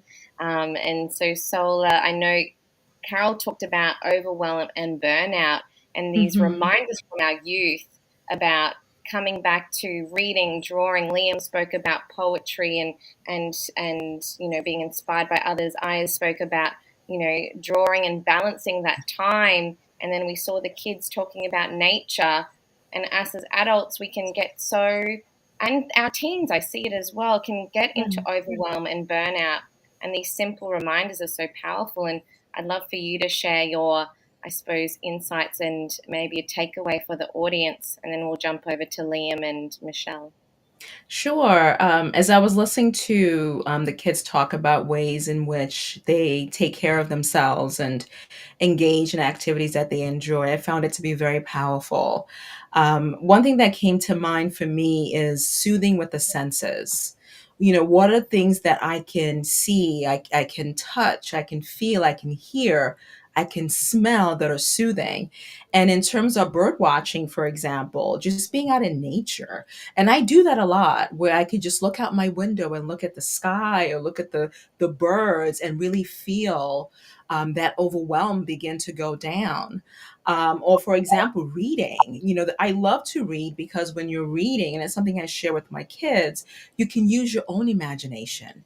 You can create the characters. You can imagine being in a completely different world and really be in that moment. So, soothing with the senses to me is one of my absolute favorites. And I tell people when it comes to soothing with the senses, just like one of the kids had mentioned, you can go bird watching for 5 minutes. And it's the same thing where we could actually do things in 5 minutes that can get you into a calm body. Because when we're talking about burnout prevention, people sometimes think it's going to take hours. I have to be in the gym for an hour or 2 hours. And I'm like, you can literally have a calm body in about 5 to 10 minutes with soothing with the senses. Because I can only imagine just watching the birds, how soothing that must be. Or like the sounds of the ocean. My daughter likes the sound of rain and she'll play it. And kind of going into her room and listening to that, how powerful that is. And to not forget the importance of play. And that's what kids remind us. Because I think as we get older, we forget that play is so important in soothing us as well. So that's why adult coloring becomes really important, where adults are coloring and they're like, oh wow, I forgot how calming, this can be. And I know we talked about worry earlier, and as we were talking about that, I kind of looked down because I have these worry dolls, and it's something I used to tell kids. They look like this. It's like a worry doll, where you tell the worry doll how you're feeling. So whatever's up inside, you're going to tell the doll what you're worried about. And they talk about the fact that they feel so much better because they've let it out. So just the idea of play children, adults, teenagers, not to forget the importance of that. And the fact that in playing, we will begin to see that transition on so many different levels. And to try to ask ourselves, what is something that I can do, even if it's for 5 minutes, to give myself that play, that mindfulness that gives us the reset that we need. So powerful. And I love that, Liam, when the dolls came up, it reminded me of you and Lily talking about the characters that you play with. And in your podcast, Liam, you showed Felicia and I your character that you were going to use in your podcast to demonstrate different things. So I love that little thread. And what were you going to add, Liam? Oh, there he is. Amazing. One thing that Carol reminded me of is that we do in our family at the end of the day during dinner, we share one success, one struggle, one funny moment, and one thing we're grateful for. That's great. And parents, if you're listening in, like all of these beautiful suggestions, we can take these simple things into our homes. And Michelle, did you want to add any final beautiful comments to those shares? Well, I want to start by saying, remember that our brains are wired for flight, fright, or freeze, right? So we need to interrupt the pattern by making this a habit. And so gratitude, these types of things are not natural for us until we make them a habit. Yeah. So we have to disrupt that pattern first by making it that you're doing something every day. So like, for instance, when COVID hit, one of the things we did was we actually had a notebook and we went around the table and I wrote down everything that we were grateful for. Like people had to do one thing a day. And that's how we entered into COVID. But that's kind of teetered off, right? And he was talking about how we did that, the internship. Some of that has teetered off too. So we kind of keep bringing it back in different ways. And so one thing is always to get your kids out into nature. And a lot of times they're going to be kicking and screaming to get outside. And I've been there, especially if it's snowing, right? They don't want to get outside. As soon as they finally get outside, now they never want to come back in. So it's like picking your battles and getting them out there. But once they detach from the other stuff, then they get back into their body. So it's really that practice of doing it and find things that work for you. We cause the stress to ourselves a lot of times. Like we're bringing on these things to ourselves because we're in fight, or freeze, and we put these pressures on ourselves. So for instance, one of the things I like to do at a red light, when I'm feeling that stress, I'm stuck at the red light anyways. Well, let me take a moment to remind myself to say something of gratitude. And that all of a sudden changes the mindset you're disrupting. So the more we can disrupt our natural patterns to make these habits, these mindfulness habits, that's what this comes down to. And a lot of us, we give up because they're not instant habits. And they're not going to be instant because our bodies aren't wired that way. It's going to take time and consistency. And like I said, so like Liam said, we brought that up that we do, and that's a great thing. And we do different things at times, but we keep that going in what works. I used to do kid circles with the girls in the morning, and we do this little thing. Well, that worked last year. This year it's not working. Try something new to keep the structure going. Know this never always has to be the same, and we put this pressure on ourselves to do that. The key is to disrupt that pattern and to find something that just makes you more joyful in your day. And being on these mindful tacks, that's always going to bring more joy. So just find the one that works. It's going to be an evolution, evolving to what's going to work for your family, and it's going to change. And that's okay. Yeah, I love that. And before we go, maybe just like one short sentence, I'm going to ask the speakers just to think, like one super short sentence in 10 seconds or less. What insight or what tip that hasn't been said yet? Hopefully you can hear me. I don't know what Lee's doing with her ears. Yes. And maybe her sound has dropped out, but that's okay. One quick thing in 10 seconds, a different tip or a quick little strategy for any teens or parents. Kim. Well, it kind of piggybacks on what I said before. Practice mindfulness even when you don't have the perfect environment for it, because you might not always. Amazing. Bronwyn. I would say positive self-talk, and that gratitude builds confidence, self-confidence, positive self-image. Amazing. Carol. I'm going to piggyback with Michelle, what she said earlier. It starts with you, parent. You do the mindfulness in front of your kids, they will pick it up. Do not force it, do not push it, just do it in front of them. Just tell them, I'm going to go and meditate. I'm going to go and take a bath so I can decompress. I'm going to go and ground. I'm going to be clearing my energy. Just say in front of them, do it in front of them. They will pick it up. Promise. Beautiful. Love that modeling. Dr. Sola. I would say let your kids know that all emotions are good. There's no such thing as bad emotions. Emotions are storytellers. So welcome emotions to understand what they're trying to tell you and healthy ways to release those emotions. So you can ask your kids, what made you mad today? What made you sad? What made you glad? And that's a great way to express our emotions. Amazing. And the wealth of knowledge that Michelle has. Something new or another piece just to add to that? I was going to say, start training your RAS, which is your reticular activating system, to start looking for the positive, the genius in everyone else rather than the negative. We are more inclined to say my kid's not doing well in math instead of saying my kid is doing really well reading or something. So look for that positive first and then share it with each other. Share it with a perfect stranger when you see something you want to compliment. Share the positive, train your RAS. Amazing. And Liam, any final tips for those kids and teens listening out there? That change will start with you. If you want to change something, start it with you. Get your community to do it, and soon enough, everyone will be doing it. So all you need to do is start doing it, and you can make a big change. So powerful. And Felicia, final thoughts before we finish up? Hopefully I stay in. I lost half of the sound then, but that was just me. Fabulous stuff. I love that all of these tips and tricks are so simple and really just things that every single person can do. There really isn't an excuse. So thank you so much for bringing up this topic, Liam, and allowing us all to discuss things that can make it all better. So beautiful. And for those that are listening in, you can connect with Bronwyn and Kim at Star Kids Life Coaches. And quickly, we'll just share some contacts. Dr. Sola, how can people connect with you? Sure. If people want to reach out to me, the best way is email. So you can email me at sola@butterflycounselingservices.com.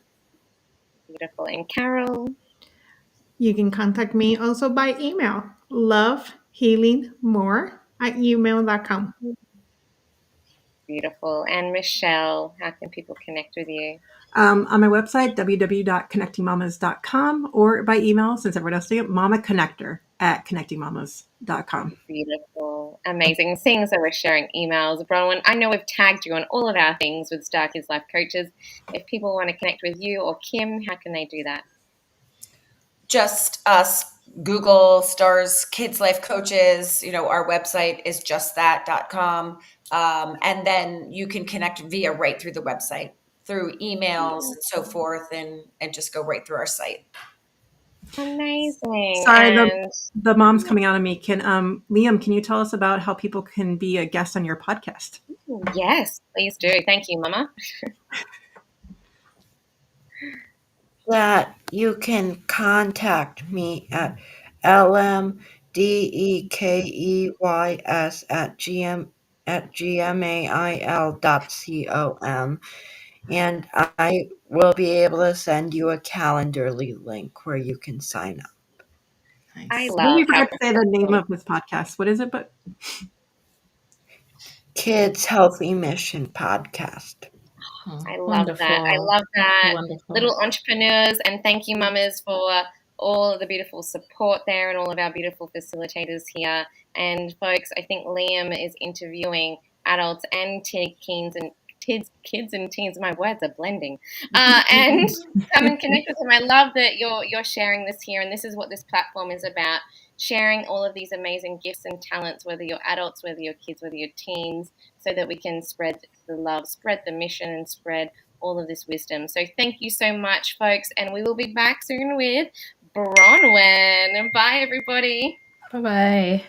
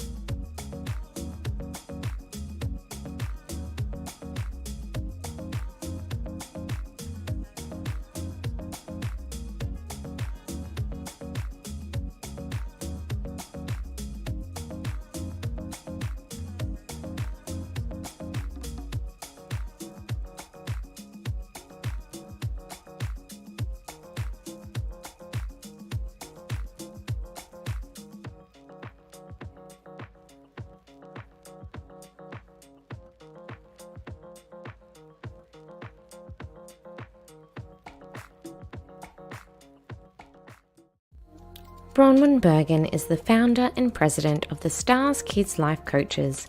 She says there is no greater inspiration than empowering children and our youth athletes. Stars Kids Life Coaches is a certified global kids life group specializing in building self-esteem, social skills, emotional intelligence, and communication skills, while also addressing growth mindset for athletes, attention disorders, divorce recovery, and also parental counseling. Hello, everyone. I'm Bronwyn Bergen, the founder of Stars Kids Life Coaches, and I'm here to talk about something very exciting today, something that everybody can use. And I have a feeling when I start talking about these things, you're going to really relate to it. I'm going to give you strategies and suggestions, and by the end of this talk, I hope you leave here feeling empowered and organized and ready to tackle a whole new you. So, I wonder how many of you can relate to this. You wake up in the morning, your room is a mess, and you try to gather your things together for school. Your books and your computers, folders are all over your room, just completely scattered. So you grab your book bag, you put them all in your backpack, you get to school, you unpack your desk or a locker, whatever you have, and you realize that you left something really important at home. You start to panic, you worry, you might even get a little bit of a knot in your stomach. You're scared that your teachers are going to say something to you about it or be mad at you. So that's one scenario. Or how about this one? You have a huge project due, and your teacher gives you 2 weeks to complete this. But you wait until the night before and you try to complete it, but you can't completely finish it, at least the way that you really wanted to, because you're exhausted and you waited until the last minute. How many of you can relate to scenario one? I'm guessing if I came into your homes and checked out some of your rooms, I'm thinking you can relate. How about scenario two? Perhaps this one might be, you might identify a little bit more with it, where you wait to the last minute. You're a procrastinator, somebody who waits until that last second to study for a test or to get ready for a project. So what I just described, these two scenarios, is what we call a lack of self and time management. Self and time management are essential because they help you make the most of your abilities and resources, leading to a more balanced, productive, and fulfilling life. We all want that. We all strive for that. Good time management helps you prioritize your tasks, reduce stress, and avoid procrastination, while effective self-management assures that you stay motivated and disciplined and focused on your goals. Together, these skills enable you to achieve your potential and maintain a happy, healthy work-life balance. These skills help you in school, hobbies that you may have, sports that you may play, and even those gamers that are listening right now. It can help you. So some of you may be asking, what is time management? So time management means that you're making sure that you have enough time to do all the things that you need to do. And we know how busy you are. You've got school, you've got friends, you've got your extracurricular activities. It's a lot, and we understand. Some of you may be amazing multitaskers. But some of you, it just may make your brain feel a bit jumbled. So you may be asking yourself, but why is it important? Like, why do I have to be organized or have time management? And well, I just mentioned a few because who wants to really feel stressed? I know I don't, right? So having good time management reduces stress and helps achieve your goals. For example, let me share about someone I coached. Her name is Lily. Lily was a 13-year-old girl who was an avid reader, amazing artist, and a dedicated soccer player. With so many passions, managing her time effectively became her superpower. Think of it that way. Every morning, Lily started her day with a smile and a quick glance at her color-coded planner. Color-coded planner, interesting. She uses different colors for schoolwork, soccer practice, art projects, and here's one I know all of you want to hear: downtime, leisure time, time to relax and do the things that you want to do. So this visual system helped her see at a glance what needed to be done and when. So in school, Lily listens actively. She takes neat, organized notes. She's found that breaking her homework into smaller chunks makes it less daunting and easier for her to manage. For example, instead of writing an entire book report in one go, she tackles it in sections. First, the introduction, then the summary, followed by her thoughts on the book. So it's all organized. Instead of looking at something as a gigantic task, she looks at it as small steps to success. That's the key. So after school, Lily heads to soccer practice. She learned to pack her bag the night before. How many of you do that? To save time and to avoid morning stress. I know that I've been guilty of it. I have to be somewhere in the morning and I didn't really think through what I'm wearing, and perhaps it's something that is very important that I'm going to, and then I'm scrambling and I'm trying to find the right outfit and I put on something and it just doesn't look right. So wouldn't it be lovely if we could avoid that stress and just plan ahead? Take 5 extra minutes of your evening and plan that outfit out.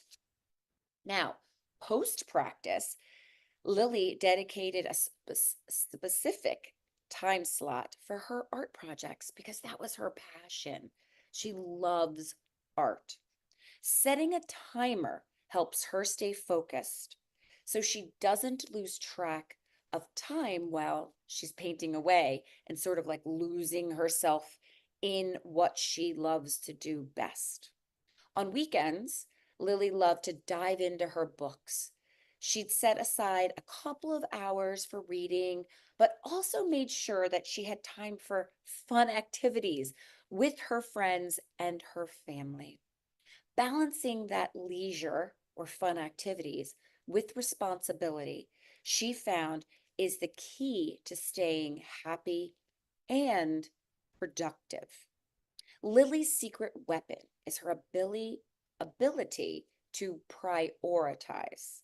If you're not sure what that means, that's putting things in order according to something that is immediate or urgent and not urgent. And we're going to do a little activity in a little bit regarding this. Prioritizing things, understanding what needs to be done now or could be done later, whether that's in the evening or whether that's tomorrow or 2 days from now.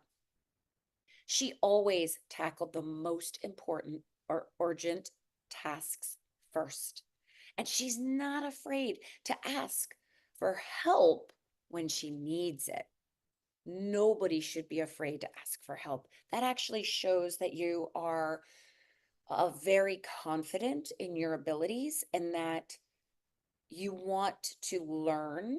So you're going to ask for help. I always ask for help. So don't ever be ashamed of doing so. It's going to help you gain more confidence and accomplish what you really are setting out to do. So with a little planning and a lot of determination, Lily proves every day that even at a young age, mastering time management can lead to peak performance in all areas of her life. So that's what we're striving for. You hear that term out there. Maybe your parents talk about work-life balance. It's hugely important. I always tell kids that we're coaching that we want to find something that we're passionate about and dive into it, or adults have their jobs. But if we can combine a perfect balance of work is work, fun, happy time is that, it's going to lead to prioritizing and working out your time perfectly. So let's talk about schedules. Is that like driving people crazy? When you hear that word, does it make you like cringe or does it calm you? Well, it definitely calms me because I thrive on schedules. I don't know how I would do what I do without having a set schedule every single day. So if you're somebody who gets that cringy feeling, we're going to work on that. We're going to talk about strategies to help you. So here's another word, homework planners. So I don't care if you're 8 or you're 18. When your teachers or someone gives you an assignment, your brain can only retain so much, right? You can only take in so much. And why not write it down? So homework planners is essential.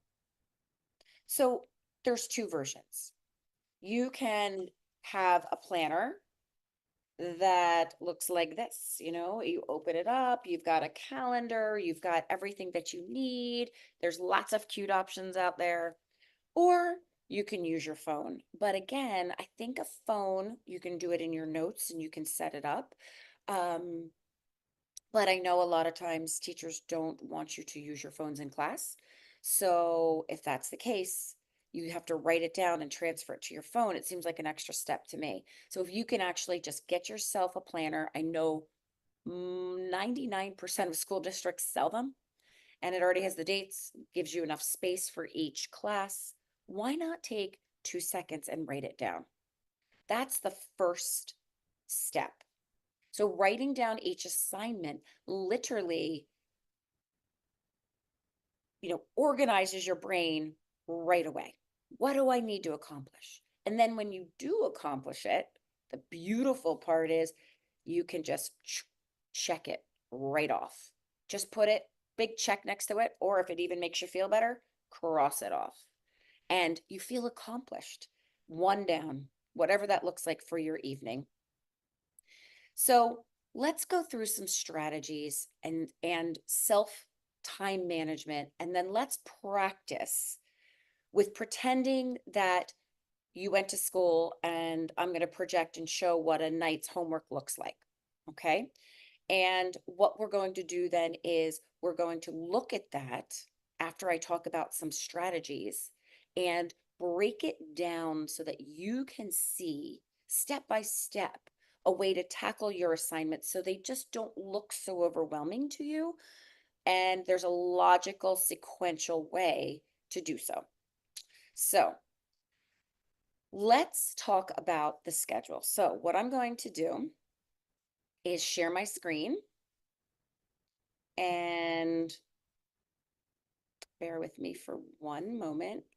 So what you're going to see here is we've got our, and everyone's getting access to this, by the way. So I'm going to be sometimes talking through the slides, sometimes not, but mastering self and time management with peak performance. Here's your what is time management. So you can remind yourself after this talk, why is it important? We don't want to be stressed. No, no, no. We want to do better in school and our hobbies and just be a better you. We talked about creating schedules and setting priorities, right? Using a planner and a calendar, using that checklist. I mean, it's like, makes you feel so good. Okay, so here's the example of homework for the evening. Okay, so let's say you finished school, you had a planner. This is what your homework looks like. Math, and this is Monday. We're pretending it's Monday. Okay, so math, you have a test on Wednesday and 4 pages of work to accomplish. Reading or literature, your teacher wants you to read 3 chapters that night, and they could be fairly long chapters, right? Humanities, you've got a project that's due on Friday, and now it's Monday. Science, summarize notes from class and complete pages of work, okay? And those pages of work may look like, I don't know, could be 2, 3 pages, but it's time consuming. So when you're looking at this, it might look completely overwhelming to you. You're just thinking like, yikes, like this is so much to do. It's Monday. You might even have soccer, sports. So the key to these is this. You need to know yourself. So what we need to do is we need to talk about some strategies, and then I want to go back to that list. And what I would like to do is try to tackle this list together. Okay. So there are lots of things that you can do. And one of those is really learning how to break down the steps that you need, right? That you have to look at, how long is it going to take me to accomplish this? I know I have a test on Friday. So, first step that I like to say to kids is once we have our planner, once we're organized, right? I think that in order to achieve these, what we need to do is sort of like think back to what Lily did, right? Prioritizing. So prioritizing is something where we said before, where is it something urgent? Is it something that can wait? Okay. So you have to literally look at that and say to yourself, are there things that are urgent or there are things that can wait? So when you're looking at that, and we're going to go back and sort of pretend as if we're really accomplishing that. But what you need to do is before we even prioritize, I do want to talk about what kind of workspace are you working through, right? Like, what kind of area do you do your work? Do you do your work in an area that maybe you have siblings that are running around and are loud? Are you doing work in a space that maybe mom or dad or someone is cooking dinner? I mean, that's probably not the best situation. And you need to think of yourself and how you operate and what you need to do. And that's something that we call self-awareness. So self-awareness means knowing yourself really well. And if you get distracted, what do you need to do in order to help? Okay? So I would absolutely think about what that looks like for you and where you're working. Okay? Once you're in that space, after writing down your homework, you need to look at your tasks and those assignments and ask yourself the following. Are they urgent and important tasks? Or are they not so urgent, meaning you don't need to accomplish them that night? Now, I usually like to tell the kids that we're working with is you can put a U for urgent right? Next to the tasks that are urgent. N, a big N for, let me hear you, not urgent, right?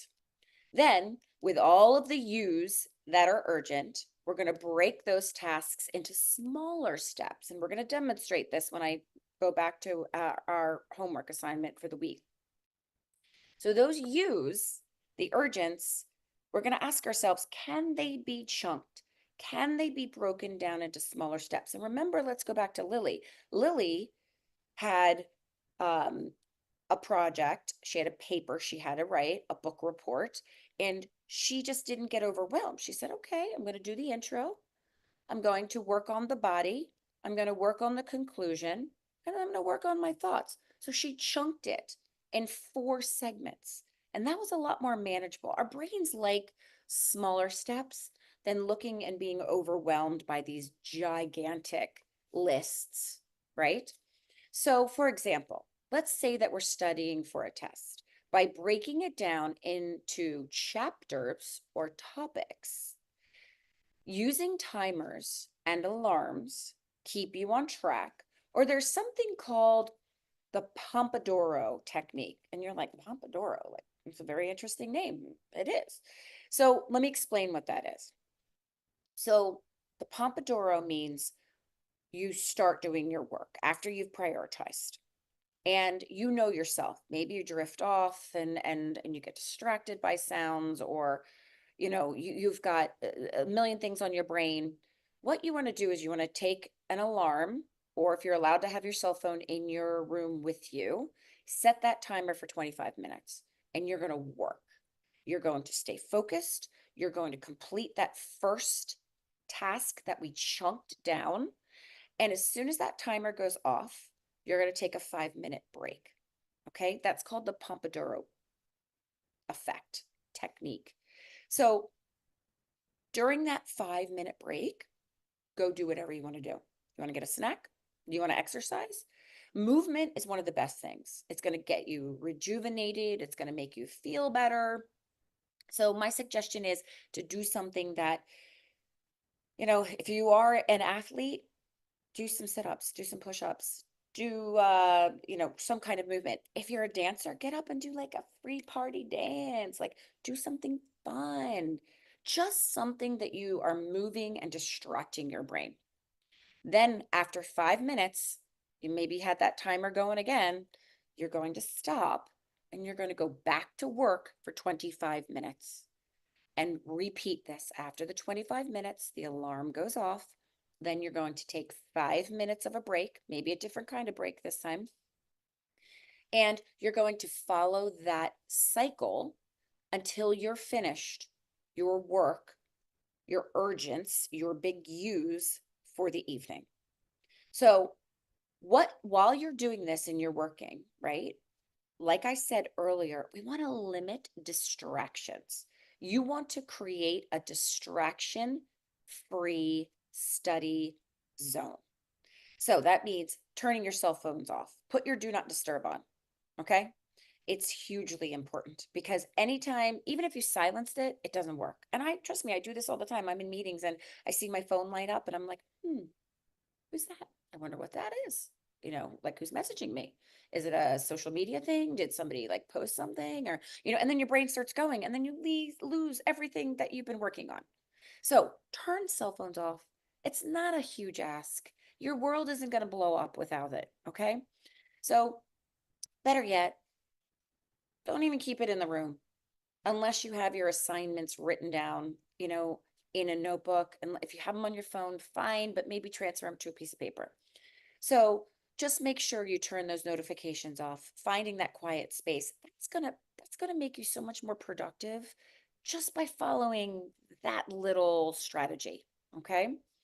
These techniques work best when you know yourself. And I mentioned that a few minutes ago too. So are you like the person that has ants in your pants? Are you like constantly moving, looking around, and I'm actually going to use an example. My one son had ants in his pants and he would hold a ball and he would throw it against the wall. Like he would do homework and I'd be downstairs and I'm making dinner, or getting work done or something, and I would hear it boom, boom, boom. Okay. So he was constantly distracted. And eventually we had to work on strategies for him to like eliminate that ball and so forth. But those were distractions, right? So there's that kind of like ants in the pants, but then maybe you're the one that goes like this, like you're doing homework, it's been a long day, and you're like, I'm just tired. I'm just going to close my eyes for a minute. Okay. Maybe you just want to fall asleep. You need to be self-aware. What kind of student are you? Right.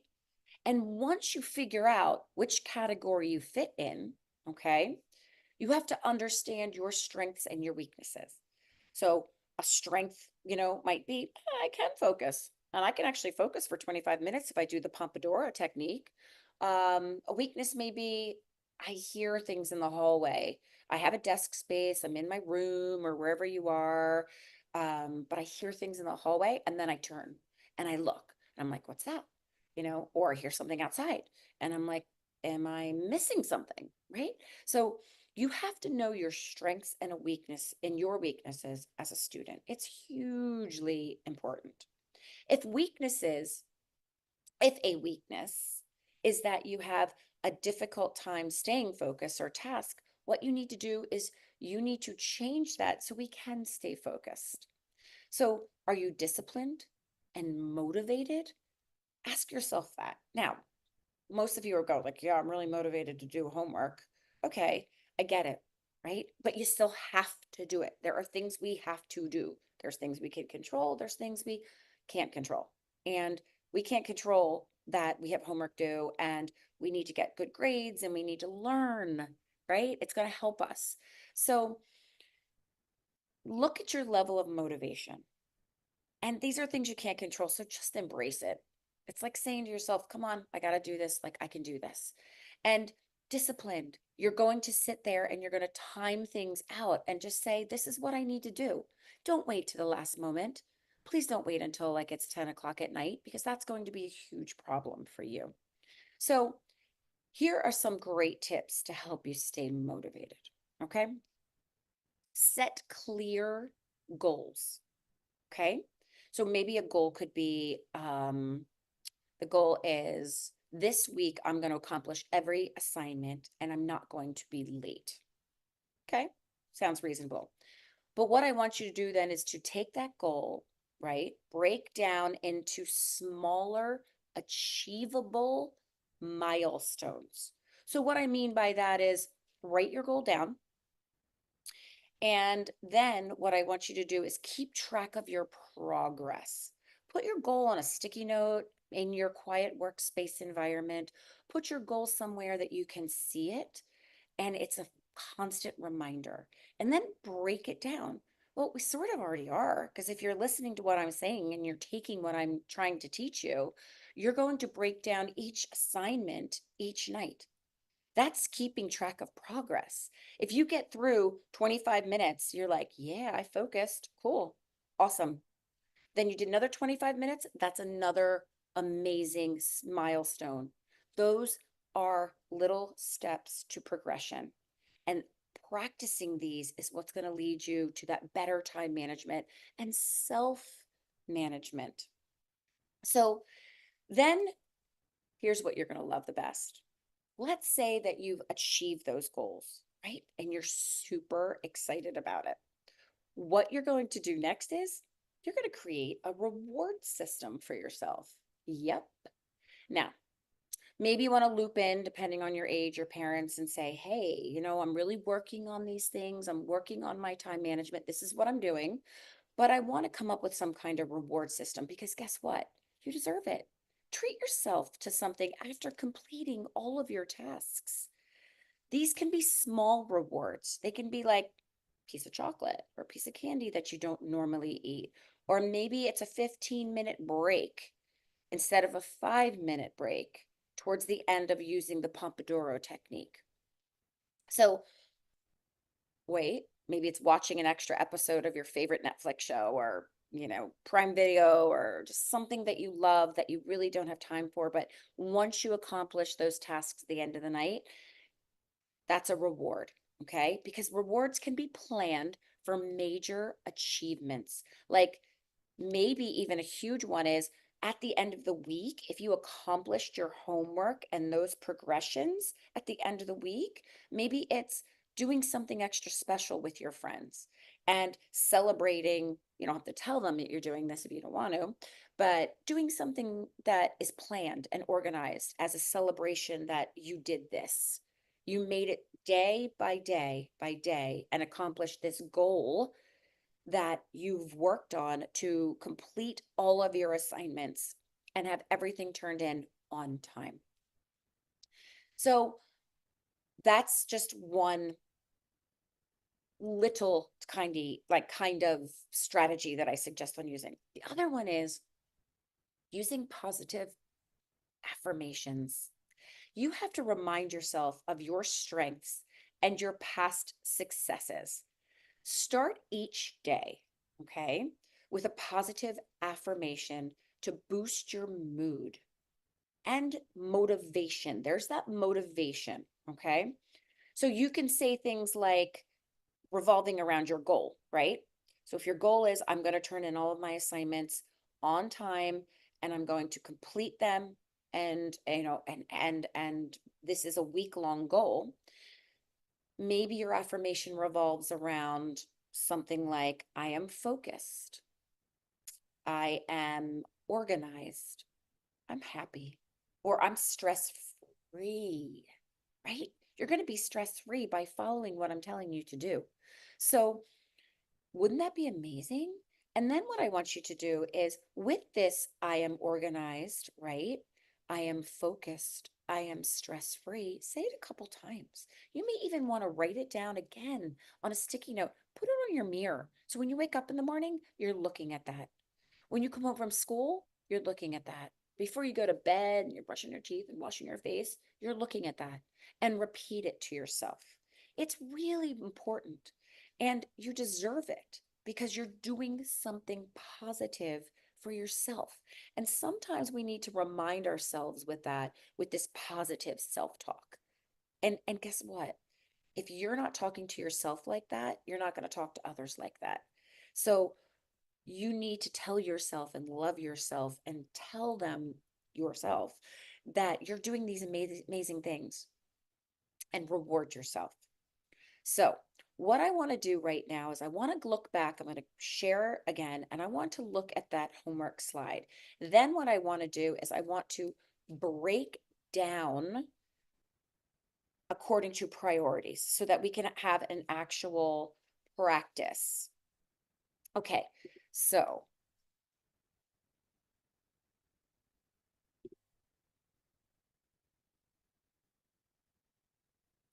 So let me, and by the way, here's just a few more slides. So break tasks into smaller steps using timers. It's what I talked about. Finding a quiet space to focus and knowing your strengths and your weaknesses so that you can achieve those goals. Staying motivated and interactive. Okay, very, very important. Okay, so this is the one that I want to focus on. So here's that homework that we talked about.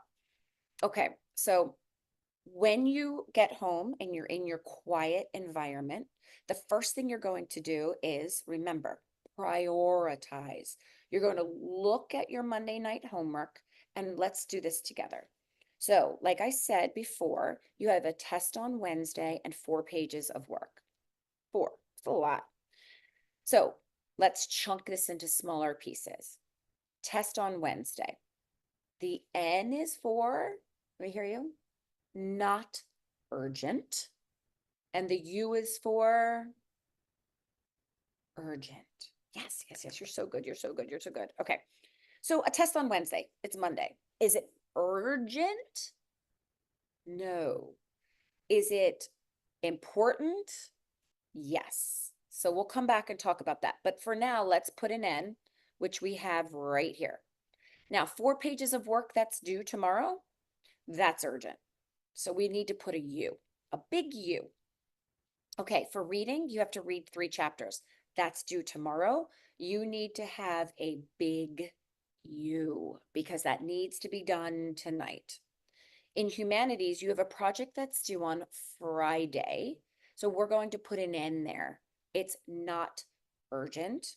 And then in science, you have to summarize notes from class and complete pages of work. Okay, so that is a U. And by the way, look, I just found a typo. So yeah, I make mistakes too.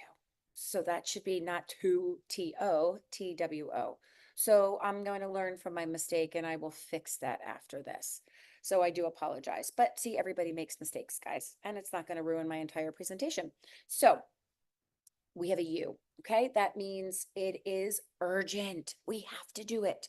Okay, so in the urgent, and you may even want to write this on another separate piece of paper. I have 4 pages of math to do tonight. I have to read 3 chapters and I have to summarize notes and complete 2 TWO pages of work. Okay, so now you have those tasks. You've now eliminated some others. So what you would do is let's chunk it. Maybe we'll just, for priority's sake, let's go through 4 pages of work. So maybe we allow ourselves, we look at the pages, they don't look too hard. So for the first 25 minutes of the Pomodoro, okay, you could have accomplished how many you can, maybe you accomplish 2, then you get a 5-minute break. Then you're going to do another 25 minutes of work for the other 2 pages for math. And then you have a 5-minute break. And then you have 3 chapters to read, but you're like, maybe I want to read when I'm done all my work because it calms me down. So let's hold on that one, but let's go to science. You have to summarize notes. So for the next 25 minutes, maybe you want to summarize and then complete 2 pages of work. Might not get all that done in 25 minutes. So 25, 5 off, 25. Now, you have a math test on Wednesday. You can't ignore that fact. You can't wait till tomorrow night on a Tuesday to start studying. So we do need to study for the test on Monday and Tuesday. So when I'm done science, I'm going to spend some time going over whether it's a chapter or a topic. I'm going to review my homework and I'm going to review my notes. Spend maybe 25 minutes. If you feel like you really don't know any of the material, ask for help, right? Don't wait for the last minute. So if you're reviewing things on Monday, make notes of things that you don't understand so you can go into class the next day and talk to your teacher about it before that test on Wednesday. And let's go down to humanities where you have this project. It's due Friday. This is a big project. I mean, you need, and in order to do anything right, you need to be strategic. So we need to work on that project Monday through Thursday. And we're going to divide those tasks down each night. So you're going to want to prioritize. You have to look at what those objectives for the project is and chunk it down. Monday night, I'm going to do this. Tuesday night, I'm going to do this. Wednesday night, I'm going to do this. Thursday, I'm going to fine tune it. I'm going to make it look amazing. And I'm going to hand it in Friday. And I'm going to feel like my weekend is on fire. Okay. So this is a great and simple strategy to make sure that you are accomplishing every single thing that you need to, everything. And by doing this, you're chunking, you're quiet, you're creating goals, you're creating a reward system. And these are such simple priorities, simple. When we talk about time management, we talk about clean your space to clear your mind. Think about that for a moment. Think about that. Digest that. Clean your space to clear your mind. So think about your space right now. Think about what does that look like to you? Look around wherever you're watching this video. Are you in your room? Are you in your own safe space, whatever that looks like? Maybe you got a hangout area. Is it clean? Because clean spaces lead to clear minds, which lead to better self-management and better time management. These are hugely important for us to succeed. And I want to just end with talking about what takeaways are you gaining from this talk today? What takeaways? Is it that you have to be a little more self-aware? Do you have to figure out what kind of learner you still are? You could be a senior in high school. You could be in college listening to this, or you could be on the younger side. We're all learning. We're all shifting. We're always learning about ourselves, right? But what I want you to do is figure out who you are. What does it take for you to be successful and learn the right way? And then getting yourself organized, prioritizing your tasks, and living by a calendar and a planner is just, they're so readily available, whether they're on your phone or in a cute planner or just, whatever works for you. And what's going to work for someone that's listening to this is not going to work for somebody else. That's why I'm talking about self-awareness. You need to figure out what works for you. Okay. What I would want you to take away from this is, digest the slideshow again. You're going to have access to it. I want you to learn from it. I want you to think about the Pomodoro effect, that 25 minutes on working, 5 off. I want you to think about these things that are so manageable and you have them right here. There's not things you have to go out and buy. There's nothing. Everybody has it. You have access to everything that you need. You need to know yourself and figure out what's going to motivate you, figure out what's going to make you determined. And it might not work right away, but you're going to learn from a mistake. If it doesn't, click the first time, don't give up. Keep trying, keep trying, keep trying. It's okay. That's how you become a better you. So my call to action is start using one new time management strategy technique today, whenever you're watching this. Okay? I appreciate you listening. I hope you walk away from this talk with some amazing strategies and tips that you can just keep in your toolbox. Again, I'm Bronwyn Bergen, the founder of STARS Kids Life Coaches, and it is my honor to be here with all of you today. See you soon.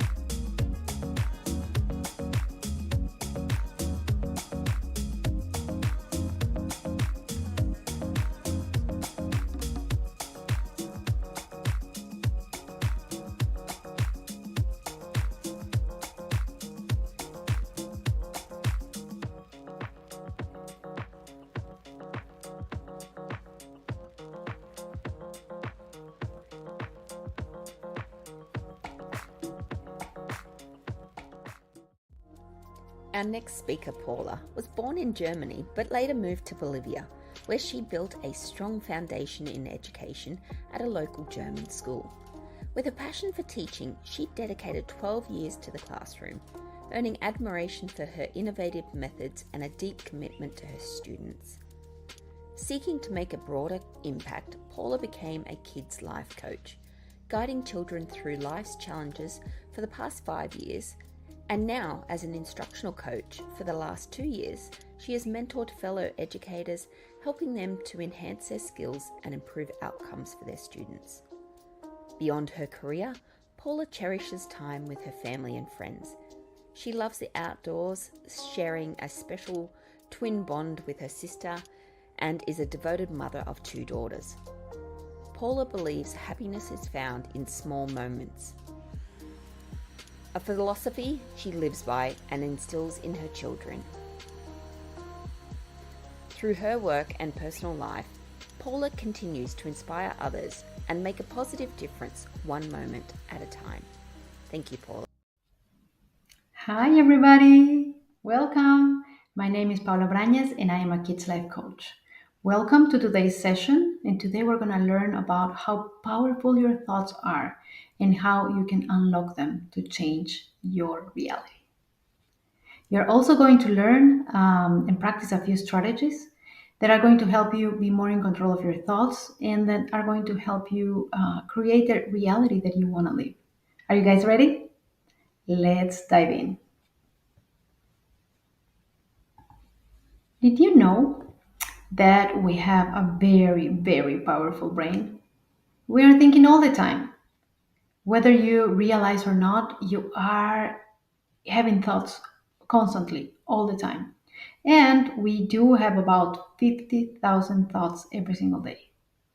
That's crazy, right? That's a lot. Like you cannot even think about all the thoughts that you have. And I don't know if you like, since you're not aware of all of those thoughts, some of them are negative. Like 90% of those thoughts are negative thoughts. And that's crazy, right? And then some of them, 80% of them, you don't even realize that you have those thoughts because they are in the back of our head. Have you ever found yourself singing a song all of a sudden? That's a thought. So sometimes you think about the lyrics, you don't know why, and something happened probably in your outside world that made you think about that song, and you start singing that song, right? Sometimes your thoughts might be like memories. So you all of a sudden you see like a picture here, and that's your brain is making you remember something. Sometimes those memories are nice, sometimes they are not as nice, and you don't want to remember them, right? Sometimes your thought could be like an idea. I want to do I don't know, I want to watch movies tonight with my friends and my family. Or what if we cook this today? Some of your thoughts might be questions or wondering. I wonder what my friend is doing. I wonder what we're going to do later. I wonder what can I do to start baking?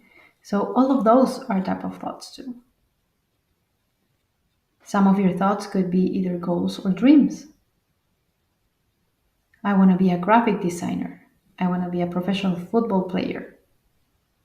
Those are thoughts. And some thoughts could be random, like, what am I going to eat for lunch? Or, wait, did I do this yesterday or today? Or, what was that noise? I wonder what that person thinks about me.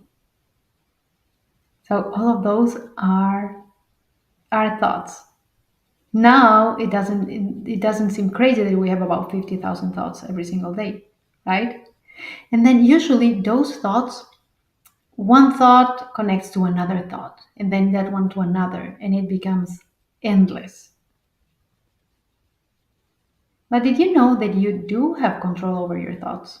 I mean, you can if you practice. Do you want to give it a try? Okay. So if you need to pause the video, you can, and you can get a piece of paper, or you can just put it in the chat box. I'm going to ask you a few questions that are going to help you just choose the thoughts that you want to remember. All right. So the first question is, I want you to remember a movie. It could be the name of the movie or a scene of the movie, and then write it down or put it in the chat box.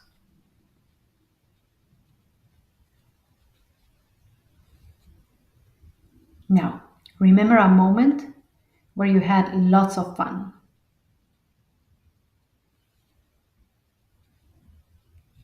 Nice. Yes, you're smiling. Of course, you're remembering something fun, right?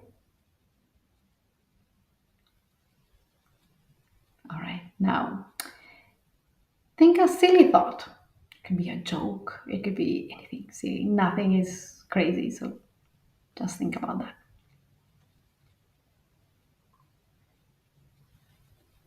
All right. Now think about something that you wonder. I wonder why. I wonder if.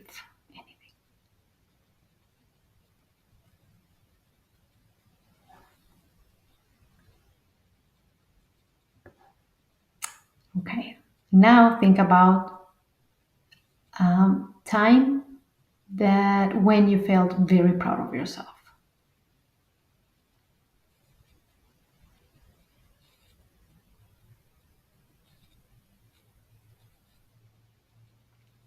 All right. So see, if you did this activity and you were thinking about those thoughts, you were guiding your brain to think about the thoughts that you wanted to. And then these questions that I asked were mostly guided to help you think happy and positive thoughts. Yes, and they are connecting with other thoughts, right? If you didn't watch my video about your inside world, make sure you do so you can understand how those thoughts are going to connect with your emotions and those emotions with reactions. Now, going back to the amount of thoughts that we have every day. These are, like I said before, our brain is wired to think negatively. And most of our thoughts are in the back of our head, like in an envelope. And these negative thoughts, we call them ants because they are automatic negative thoughts. That means that we don't even want to think about those thoughts, but they are there. And then, since our brain is wired to think negatively, when those thoughts they start popping up in your head, and one connects to the other, and this and that is like your mind is creating a movie, and then in that movie you're thinking about the worst case scenario, like anything that could go wrong will go wrong, right? And that doesn't feel good at all. So that's why it's so important for you to be able to change the way you are thinking, because otherwise your brain is going to play tricks with you and it's going to continue thinking negatively, and it's not going to you're going to feel stuck, and we don't want that, right? We don't want to think about the worst case scenario, because that's going to make you feel stressed. It's going to make you feel anxious, and sometimes you think about that and nothing even happened, but it was all here and you already felt miserable, right? So let's change that. Shake off. We don't want to think about that, and we want to be more in control of our thoughts. So let's try this. We're going to do this quick activity, and you're just going to follow me. Okay. So I'm going to explain you first what we're going to do, and then I'm going to guide you through the activity. So I'm gonna ask you to close your eyes. Don't do it yet. And then I'm going to ask you to tell yourself that I'm going to focus on anything that is blue. And then I'm going to tell you to open your eyes once I count to 3, and you are going to share. Okay, let's do it. Breathing and out. Now close your eyes. Now tell yourself, I want to see everything that is blue, any shade of blue. All right. I'm going to count to 3. When I count to 3, you're going to open your eyes and you're going to start noticing. 1, 2, and 3. Okay. Open your eyes. Look around. You notice anything blue? Any shade of blue. Oh, yes, I can see.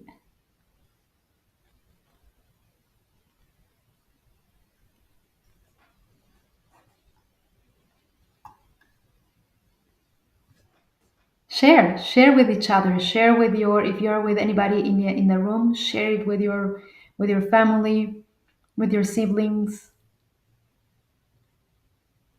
Yes, I started noticing a lot of blue too, right?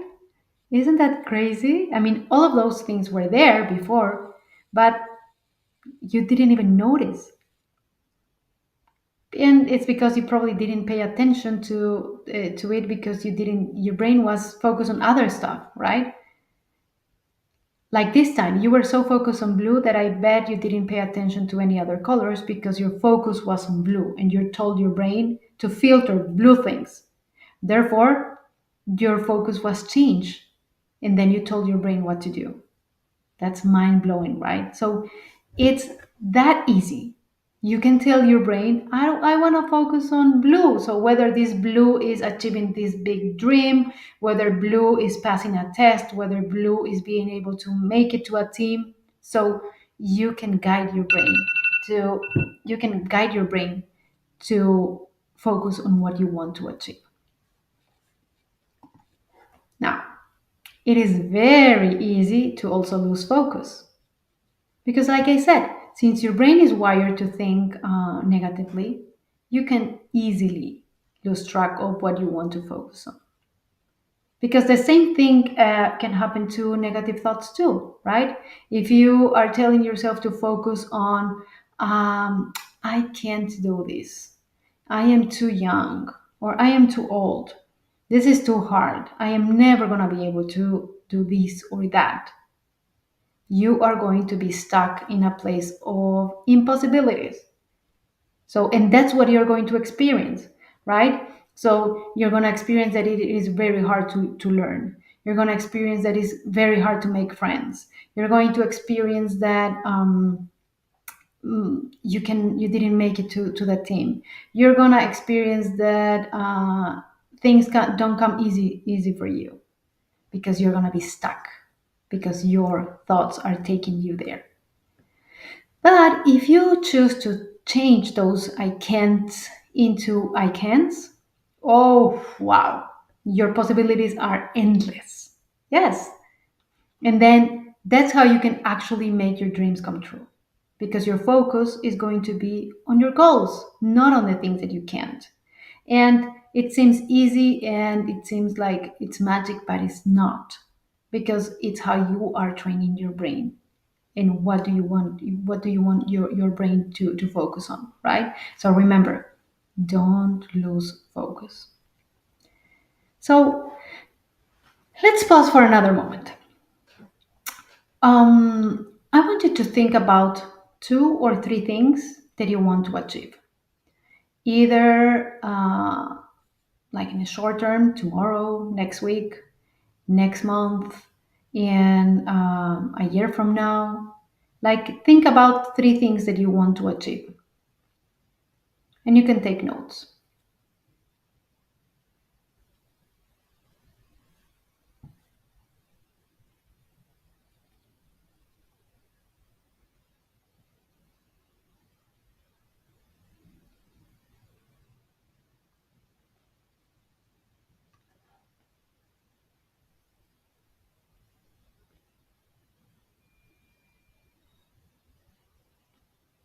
All right.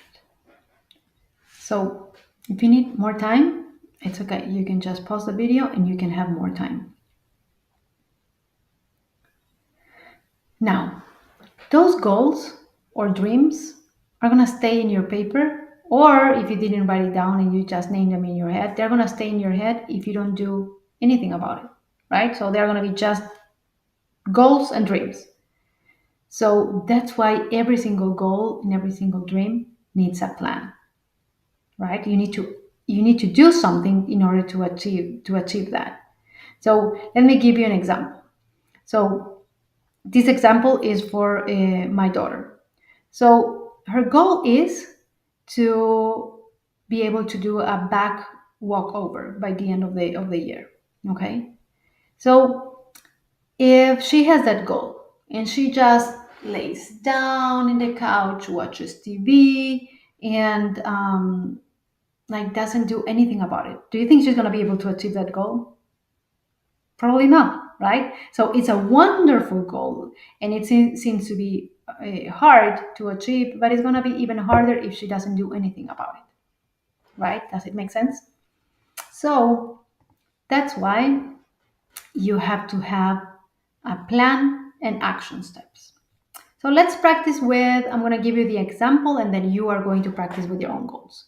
So her goal is she wants to be able to do a back walkover by the end of the year, right? So she has about 2 months to achieve it, right? So to put things into perspective, she goes to gymnastics, she's very athletic, but she needs to do something about it, right? So what is her plan? Her plan is that she's going to talk about her goal with people that can help her achieve her goal. So, for example, she told me, Mom, I need to practice more. And she talked to her coach, and her coach, gave her more tips and was helping her and guiding her. So, action steps.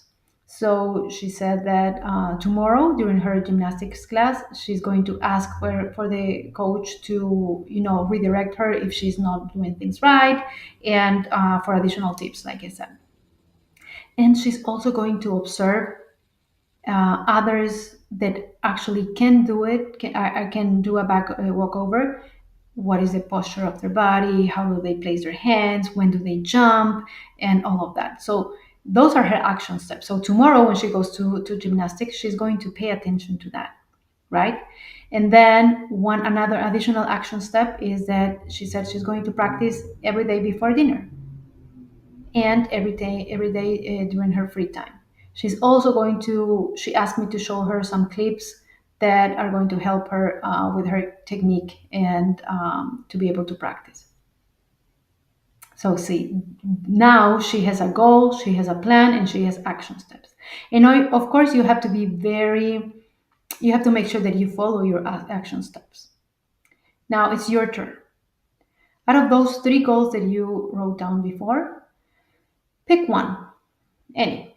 You can start with the easy one. And let's think about what is your plan.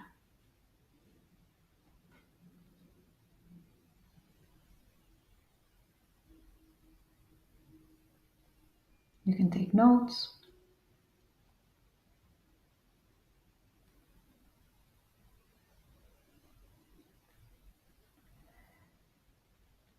And now let's think about your action steps. Make sure that when you're thinking about your action steps, those are things that you can actually do. Don't do anything crazy.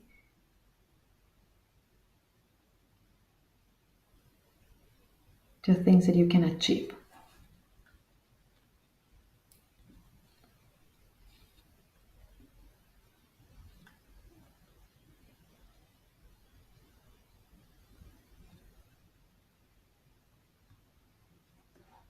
So doing this with every single goal is going to help you get closer to that goal.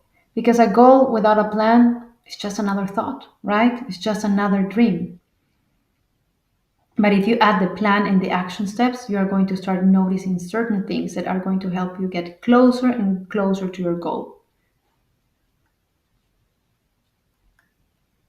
And remember, don't make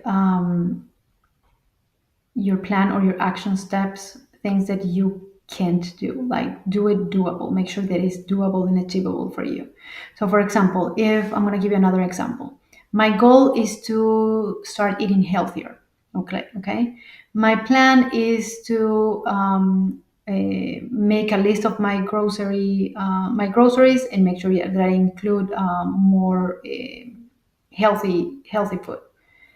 And my action steps is I'm gonna start eating only fruits and vegetables for breakfast, lunch, and dinner.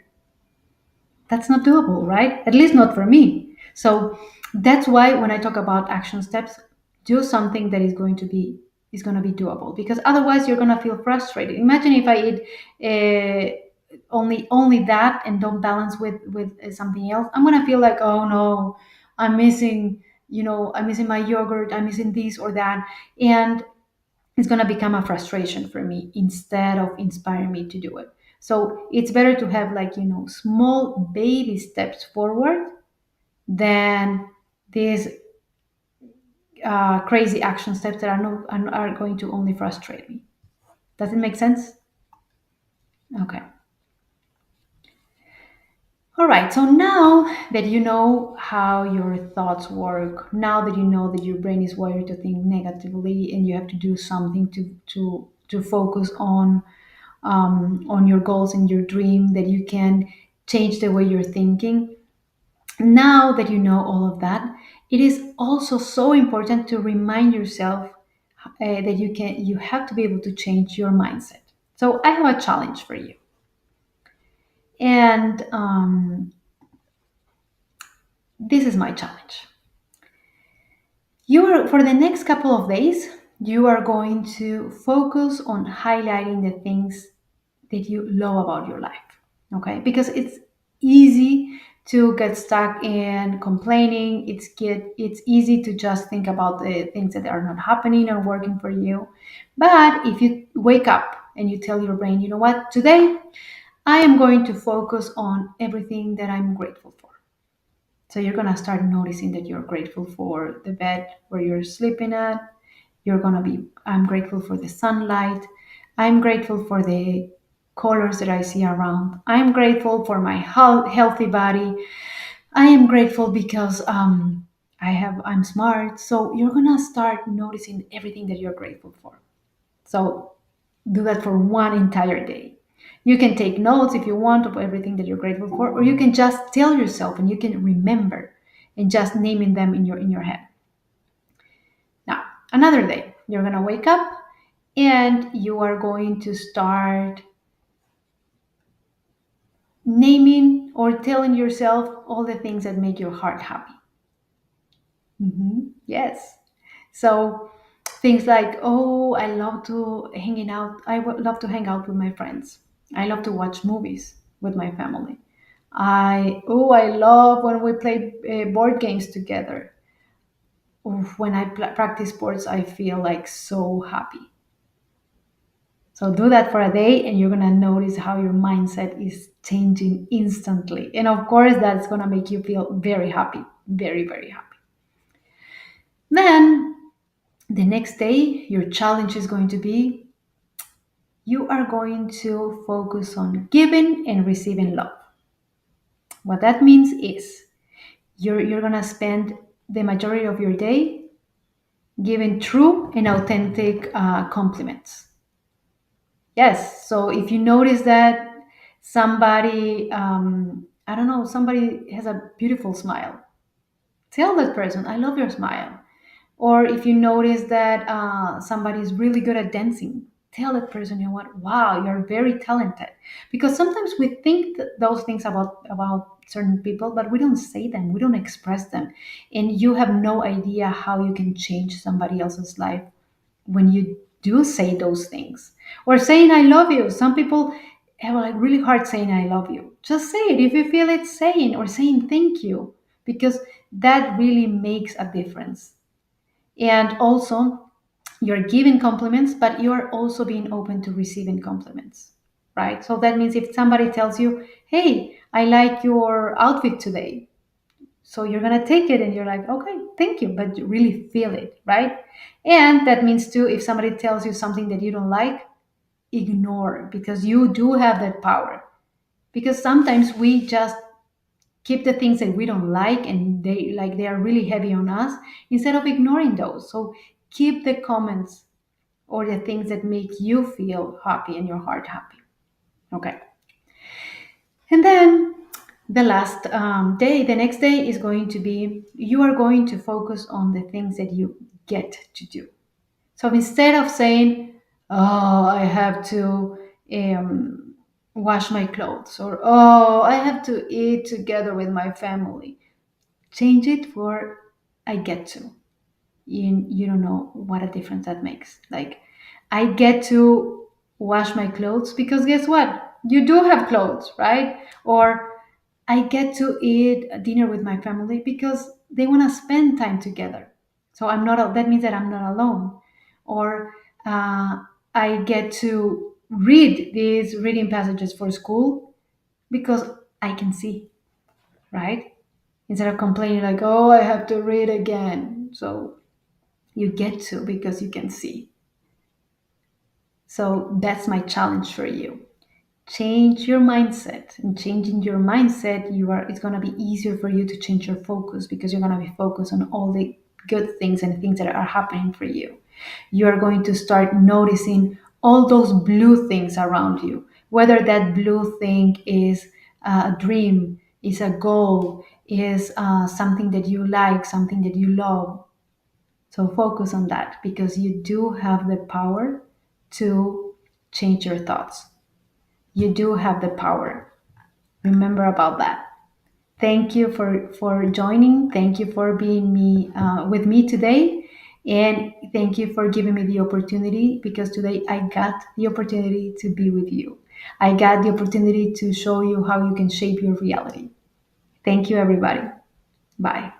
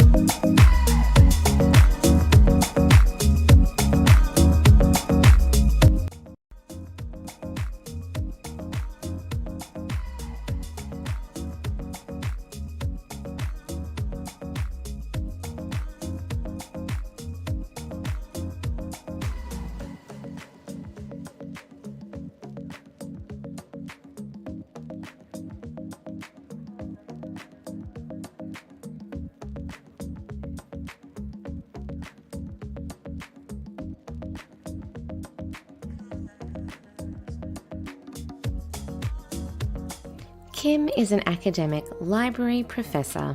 Prior to this, she was a New York K-12 certified school library specialist and a corporate instructional designer. Her varied experience provides insight into what children need to be successful as lifelong learners, starting from pre-kindergarten through to adulthood.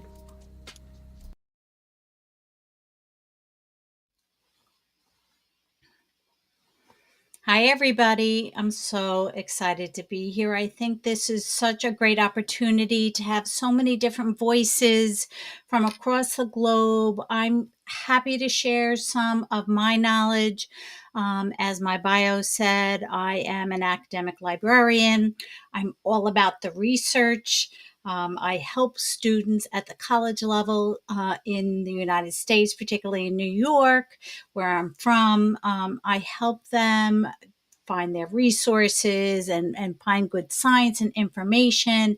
And I'm happy to impart to all of you some of the information that I have.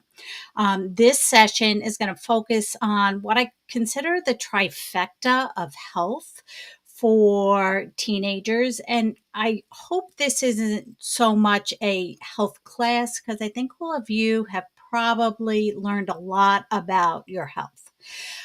What I do hope that this session represents is more of a science class as well as a self-care class, because though eating well, exercising, and sleeping well is so important at your age, because you're growing and we are trying to make you into the healthiest, best person that you can be. And by embracing what I consider the trifecta of health for your age group is so important. So the first thing I'm going to do is just bear with me while I share my screen. Okay. And okay, can you see? Hopefully you can see my slideshow that talks about the importance of sleep, nutrition, and exercise. And these are so important for teenagers age 13 to 18. And what I'll do is I'll break down each of these sections. I'll talk about certain facts that we know that are true about your sleep, about your nutrition, about your exercise from the perspective of teenagers across the globe. Now, in the United States, here we have some different cultural aspects as you do in Australia or in South Korea or in parts of Europe. But these are pretty much the average facts and figures for teenagers around the globe. One of the most important sleep facts is that for your age group, they recommend 8 to 10 hours of sleep. And again, depending on where you are in the globe, you may or may not get 8 to 10 hours. Seems like a lot. And we're talking 8 to 10 hours of good quality sleep. There is new evidence that says the quality of your sleep is more important than the length of your sleep. And what we talk about in terms of quality is how quickly you go to sleep. Are you sleeping throughout the night? Are you waking because you're hot or because there's noise or there's activity? It is more crucial that you have good quality sleep than you have the recommended hours of sleep. Best case scenario is you have both. You have 8 to 10 hours of good quality sleep. And we'll talk about why that is. Sleep is not just a passive activity. During your sleep time, there's a lot that is going on. Your body is actually doing a lot of different things. Your mind is doing a lot of different things. And that's why, particularly at your age where you're growing by leaps and bounds, good quality of 8 to 10 hours of sleep is highly recommended. That said, more than half of you don't get good quality sleep, and in the United States, that jumps up even higher. So globally, about half maybe get good quality. About 73% in the United States get less than 8 hours of sleep. So we're very sleep deprived, and a lot of that is the results of screen time. So what we mean by screen time is reading on your phone or going through social media on your laptop or your personal device. And screen time affects how we sleep for a couple of different reasons. A lot has to do with the light that is emitting from the actual screen. Is blue light, and it gets in the way of some natural hormones that tell us it's time to go to sleep. But also there is an emotional factor involved in screen time. Very often we're reading scary news reports or we're looking at social media. We know that social media tends to make us not feel the best about ourselves. And so that gets in the way of A, falling asleep, and B, staying asleep without having to wake up feeling that anxiety from going through your social media or watching a scary movie. That also gets in the way of good quality 8 to 10 hours of sleep. Another fact is that in your age group, between 10:30 and 11:30 at night, you naturally start to feel more alert. And we're going to talk a little bit more about that and why that is and how you can overcome that. But just know that it's not that you're being rebellious and you want to stay up later. It's really because of your biological clock. Okay, and some of the hormones that are getting in the way. It's all part of growing up and being a teenager. So let's talk about the sleep cycle and why it's so important. A lot happens, even though, when you look at somebody who's sleeping, it looks like they're being very restful, that they're quiet, that not a lot is going on. but really behind the scenes, a tremendous amount is going on. First of all, your mind is making sense of what has happened throughout the day. It's taking in the information and your experiences throughout the day, and it's more or less filing them in certain file cabinets. It may be reinforcing what you already know behind the scenes. It may be new information that is changing the structure of your thought process in your brain. We refer to that concept as neuroplasticity. Yes, the brain is more like a moldable, malleable piece of plastic, and it's constantly changing based on new information that we are processing. And so a lot of that, what we referred to that phase of sleep as consolidation. Okay, so there's two big words, neuroplasticity and consolidation, is that process by which we are taking in and we're filing away any information that we've had experience with throughout the day. So that's happening during sleep. Your body is also doing repairs. It's doing things like revitalizing your immune system. It's taking out waste from your cells. It's repairing your cells. So physically, our body is doing a lot of repairs. And our body is also working as a control room. It's regulating our breathing. It's regulating our temperature. It's again working with the immune system to kind of engage itself. So your body is doing a lot, even though it looks like you're in a restful period.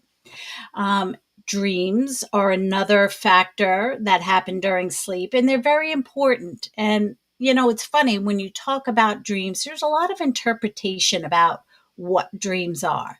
The science tells us that dreams are really fragments of information by which we're consolidating our new information. So, in some cases, you might wake and say, that was the weirdest dream. There was a nonsensical, there was a bear in the corner that was dressed with a crown on, and we were having a conversation, and nothing makes sense.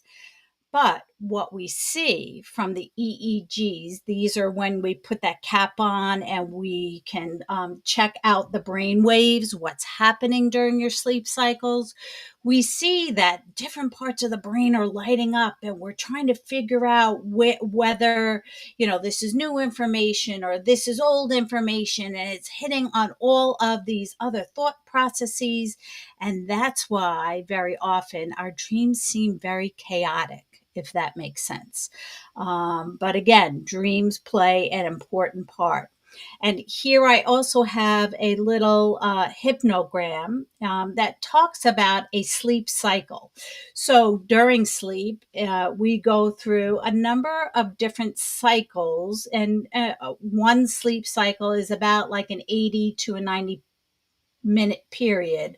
And some of those cycles include rapid eye movement, when your eyes are fluttering, and that's when a lot of your dreaming happens.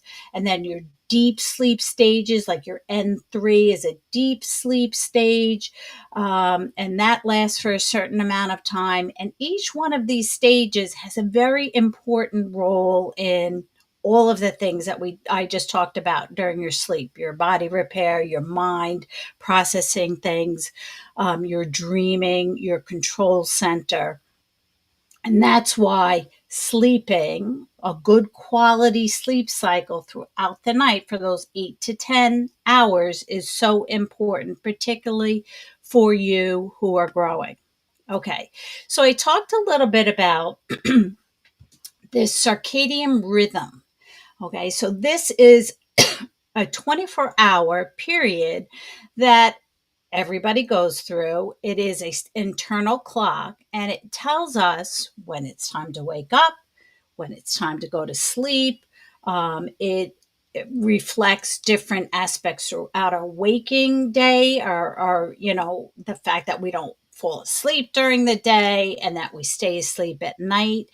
And so, what happens with you as a teenager is there is this phase delay that occurs, which means that between 10:30 and 11:30, when normally people outside of those ages tend to get sleepy, you're getting more energy. Your melatonin, which is a natural hormone, is not really kicking in like it should. And that has nothing to do with you.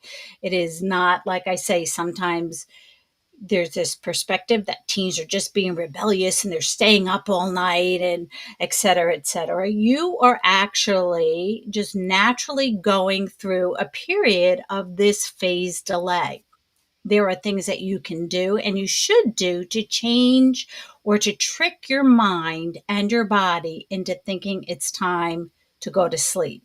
If you give in to that phase delay, a lot of times it perpetuates itself. You may stay up later and later and then sleep in later and later. Again, in the United States, we have this ongoing conversation about why do our high schoolers who have this phase delay, their melatonin is kind of off, why do they have the first or the earliest times for school? They should naturally have the later times. Why are the buses picking them up at 7 a.m. to get to school? That is an ongoing conversation. A lot has to do with the transportation issues, but there are ways that you as a teen can change that circadian rhythm and not give into it. And we'll talk a little bit more about what you can do. But if you look at the graphic that I have here, it shows you different times of the day, and this is a generalized circadian rhythm. You as an individual may be slightly different, but some of the things that this 24-hour cycle tells you is that, in the morning, like at 10 o'clock, is probably your highest alert period. And that might be a good time to study a subject that you have the toughest time with because you're really engaged and you're awake. Later in the day is when you have your greatest cardiovascular and muscular strength. Maybe that's a good time for you to actually go and exercise and go to the gym. So it's important to understand these different phases and to have a general idea of what time of day is best for certain activities. Again, that is a general perspective. We're all individuals. We all might slightly skew from this general pattern, but it's something to be mindful of. Okay, so there are a lot of cultural differences we find amongst teens and their sleep patterns regarding bedtime routines. Some cultures have more social activities or more engaged activities later in the day. Get together with family, they go out and they listen to music together, and that prolongs their bedtime routine. In some cases, there are cultural norms around our sleep patterns, where we actually sleep. We may sleep with multiple people in the bed, or we may sleep in an area that has a lot of traffic that affects your sleep patterns. Depending on where you live in the world, you might have different academic pressures. We're finding that in South Korea and some of the Asian countries that the academic pressures are much higher, which causes a lot of anxiety, a lot of late night studying, and affects teen sleep patterns. Technology use is another aspect that it gets in the way with sleep patterns. In the United States, our teens use a lot of technology all the time, and that's causing problems with their sleep. Again, it's an emotional reaction in a lot of ways. It's also the effects of the blue lights getting in the way with the natural secretion of melatonin. Okay, and also diet and lifestyle affect the way in which you sleep. In the United States, again, I'll use that as another example. Our teens drink a lot of caffeinated drinks. Red Bull is common. Celsius is common. We've seen an uptick in teens using nicotine, not necessarily smoking nicotine, but taking, it's called Zyn. And you can just get it at the local mart on the corner, and there is nicotine in it. And a lot of teenagers are using a substance like that to kind of give them an alert high, but it's getting in the way of their sleep patterns, and so it's affecting them in greater ways than they actually know. So the benefits of quality sleep are, number one, good sleep results in good cognitive performance. It gives your brain the chance to rest, to clean itself out, to make sense of what you've experienced throughout the day. I always tell my students, forget about pulling an all-nighter when you're studying. The best thing you can do is to sleep on it. Do your work and you're studying prior to the night before, and get that good sleep, because even though you think not a lot is going on, a lot is going on, and your brain is making sense of all that information. It will do you a world of good sleeping on it rather than pulling an all-nighter and continuing to study. Okay. Another good quality of good sleep is it helps with our emotions and our moods. There are some hormones that are excreted when we're sleeping. We know when we wake up tired, we're a little weepy. We fly off the handle a lot easier. And so it affects our mental health when we have good quality sleep. Also, because you're at the age where your body is growing by leaps and bounds, a lot of the cells throughout your body are rejuvenating themselves. They're getting rid of waste. Your muscles are repairing themselves, and that happens during the good quality sleep. Also, the immune system. So we know we tend to get colds when we're run down, when we're not sleeping well, or we get other illnesses because our immune system doesn't have the opportunity to recharge itself during good sleep.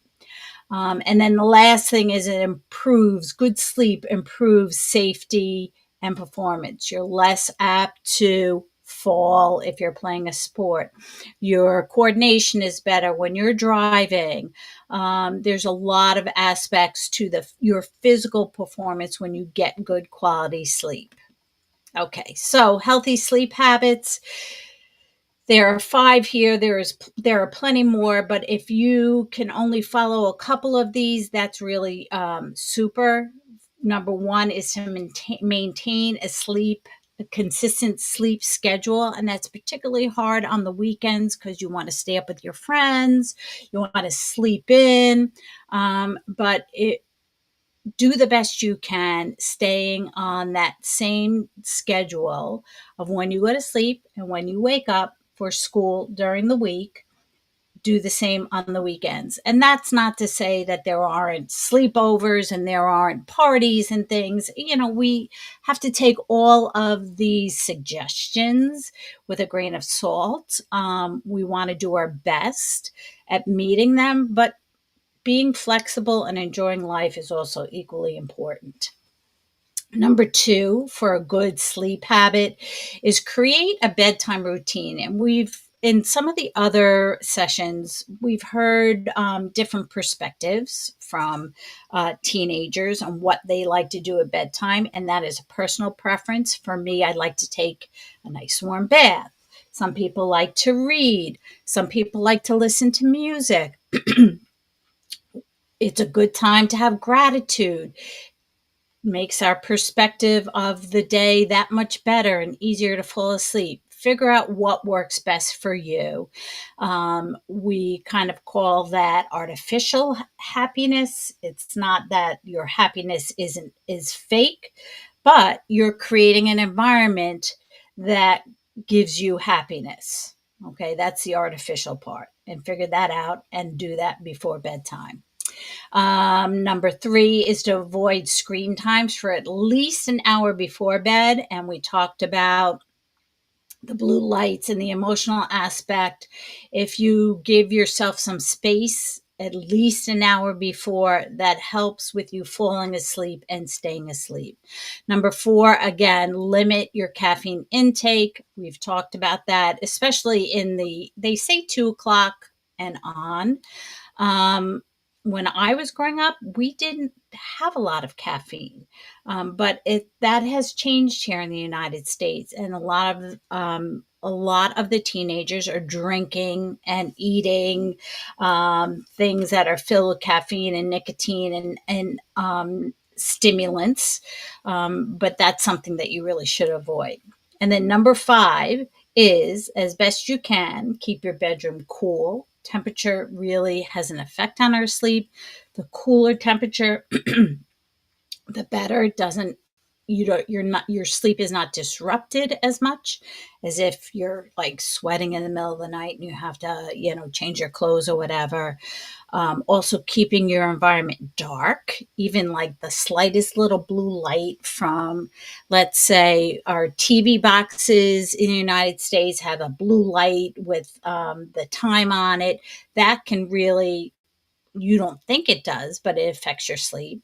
And also keeping your room quiet, which normally means no animals, windows closed, things like that.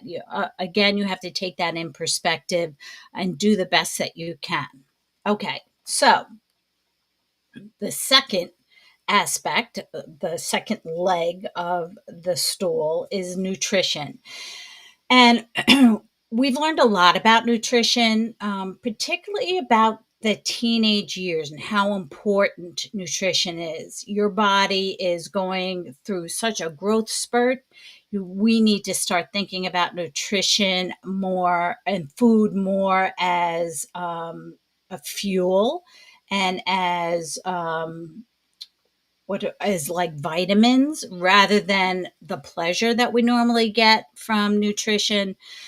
We talked earlier in a session about mindfulness and eating. Many of the teenagers nowadays are eating on the go. They're not even realizing what they're ingesting, what they're eating, what they're taking in. And one of my suggestions was, if you start the day with breakfast, and breakfast is still one of the most important meals for somebody your age, and you mindfully eat, it does a couple of things. It fuels your body so that you can participate in the activities throughout the day, but it also fuels your mindset. It calms you down. If you think about what you're chewing, the texture of the food, the taste that you have, it is twofold. It affects your mental health. It also affects your physical health. So some of the nutrition facts that we're finding for teens across the globe is that 40%, which is almost half, have multiple nutrient deficiencies. And what we mean by that is, in most cases, it's a vitamin D deficiency, plus, particularly among young girls, there is an iron deficiency.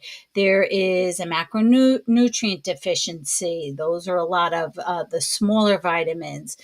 Just be aware that in general, teens are deficient in vitamins and minerals, which is a problem for a growing body. And the biggest age gap that we see for this deficiency is between 14 and 18 years. So that's a problem. And that also leads not only in not having a body at its peak performance, but also teens being overweight or obese. This is the age when your metabolism is at its highest. And if you're starting out your life, your young years being overweight or obese, it's that much harder once your metabolism starts to slow down to keep the weight off.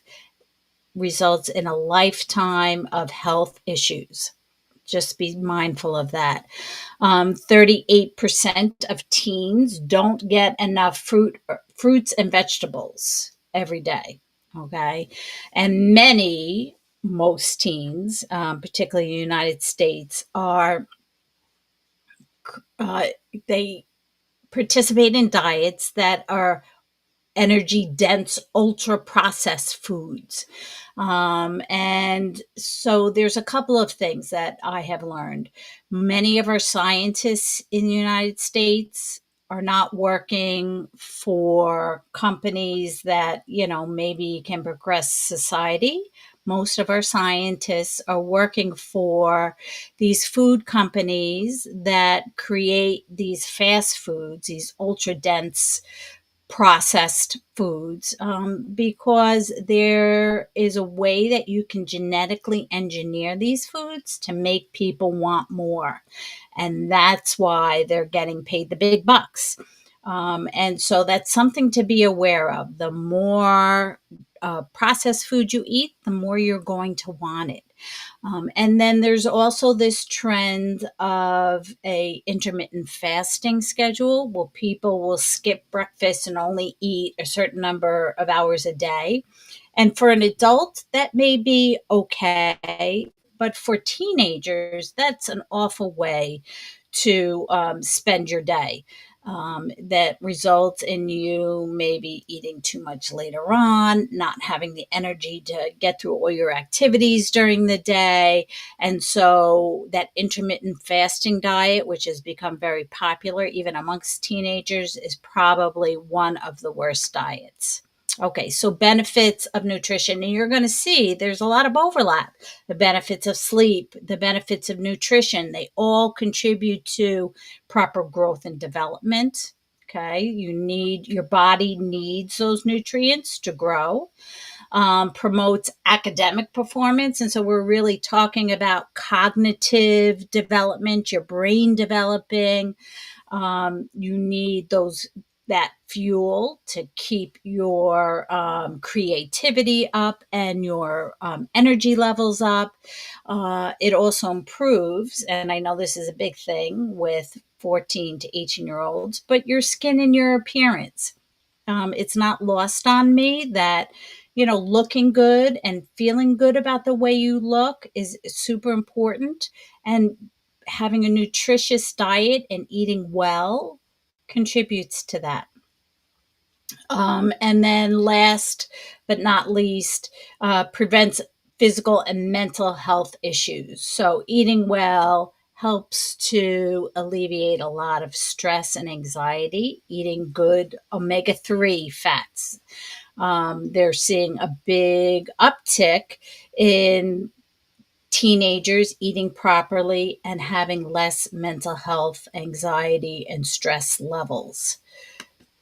All benefits. So science is telling us there is this new gut-brain axis study that tells us that there is quite a relationship between our brain and our bellies. You are really what you eat. And there is a lot of communication between the two. And you might feel it sometimes when you get nervous in a situation and you feel like you have butterflies in your tummy. Well, that's because there is a relationship there.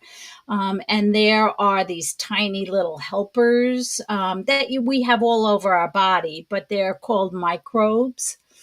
and they're on our skin and in our hair, but we have a lot of trillions of them in our bellies, and they are a good thing.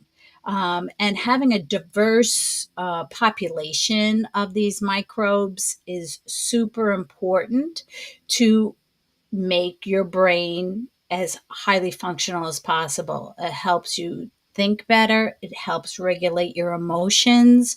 It helps with your stress levels. And so it's really super important to eat healthy to keep those microbes happy and healthy so that they work together to make your brain happy and healthy and you a better you.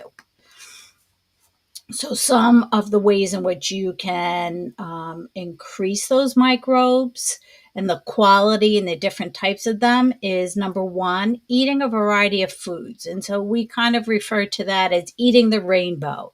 Try and get foods that are different colors, blueberries and greens and squash, some natural farm to table foods that come right from the farm onto your table that are not processed. Number two, and I've talked about that, is starting with breakfast. It's a super important part of your day, and it's a great opportunity for you to practice mindful eating. Stop eating on the run. Be cognizant of when you're eating, why you're eating, and how you're eating. Eat when you're hungry. Don't just eat because it's a habit. It can easily become a habit. Limit those processed foods. Now, every once in a while, I love a McDonald's Big Mac. I'm not going to lie to you, and that's okay. You have to live your best life if you do that sparingly. And another way is to get involved in meal prep and cooking. And a prior session, Liam talked about gardening and how he likes to plant his garden, decide what he's going to grow, picking what he wants, and then preparing meals with it. And that is a great way for you to take control over your own nutritional habits. Okay, last thing I'm going to talk about are exercise. This is the trifecta. We are finding that according to the World Health Organization, so they look at all teens across the world, that only 15 to 20% of teens actually meet the daily level of activity, which is 30, they really say 60 minutes. I've seen some studies that say between 30 to 60 minutes of vigorous physical activity. Nonetheless, at least an hour a day should be spent doing some sort of exercise. And we'll talk about what those exercises can be. We do see that there is an age disparity where the older you get, the less you tend to exercise. So an 18-year-old might not exercise as much as or engage in physical activity. Well, I moved ahead one. So there is an age gap. There also is a gender gap where girls tend to be less active than boys.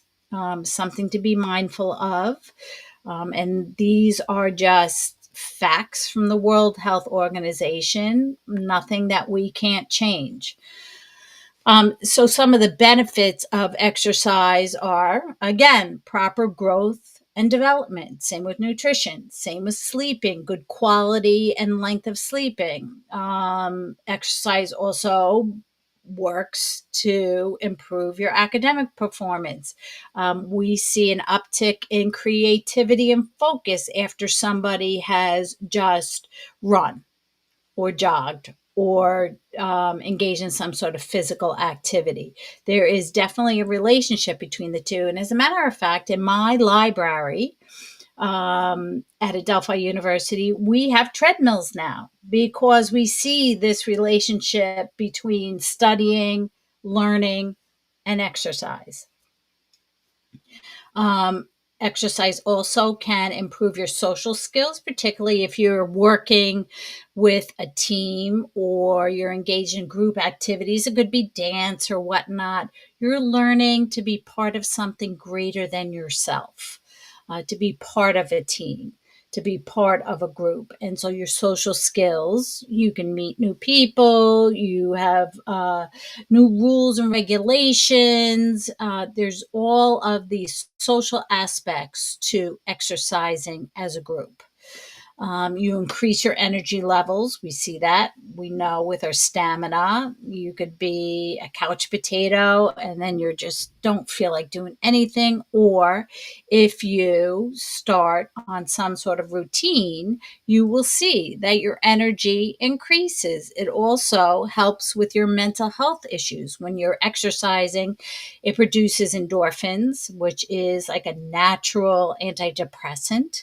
And so your levels of anxiety and stress also start to decline. So there's lots of benefits to exercise. So, what are some good habits for you as a teen? First of all, find a mix of exercises because we want aerobic, anaerobic.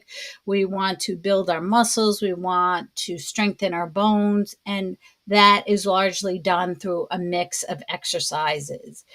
But we also want to make exercise fun. We want to get you out of the gym. I know a lot of teenagers are gym class was not their greatest achievement.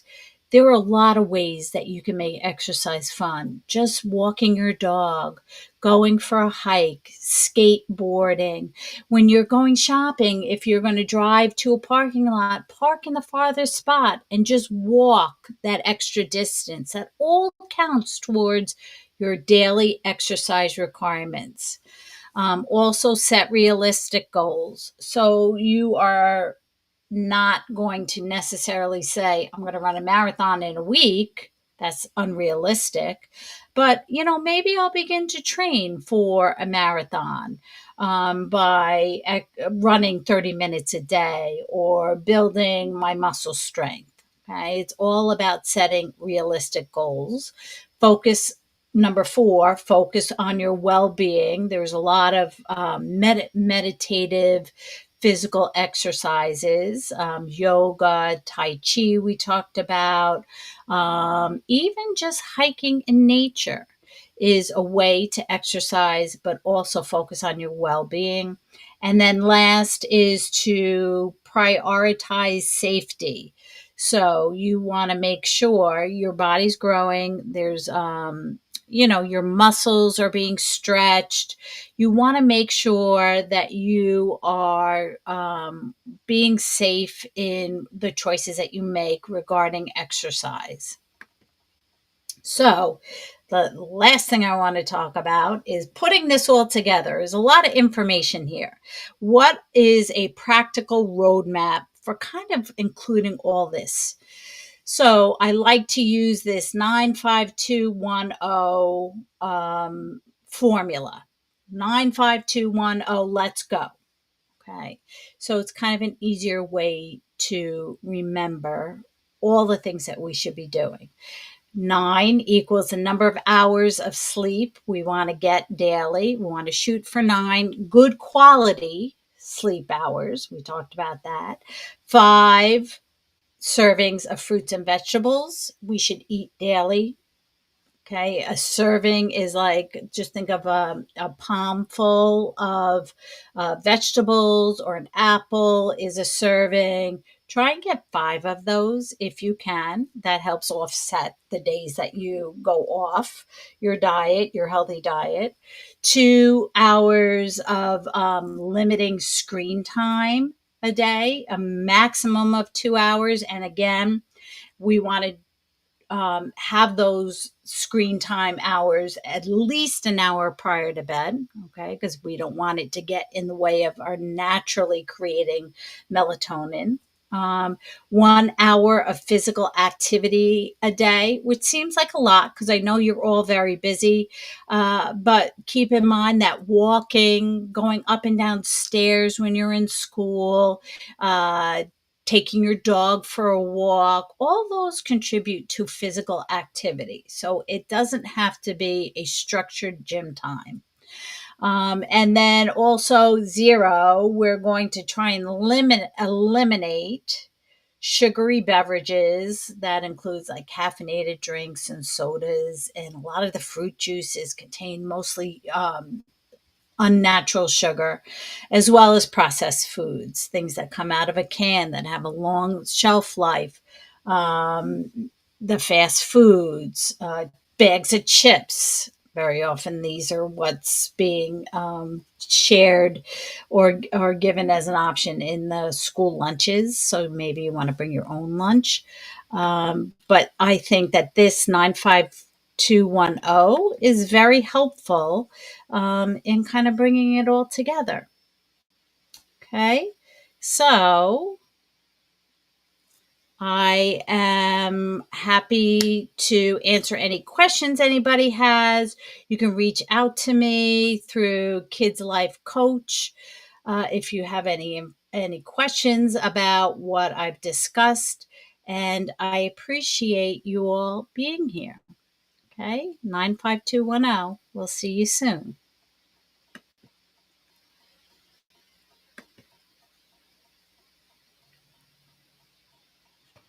Beautiful. Oh, thank you so much, Kim. Can you hear me okay? Yes, I can. I can't hear Felicia. There we go. Okay. Yep. Oh, That's beautiful. it.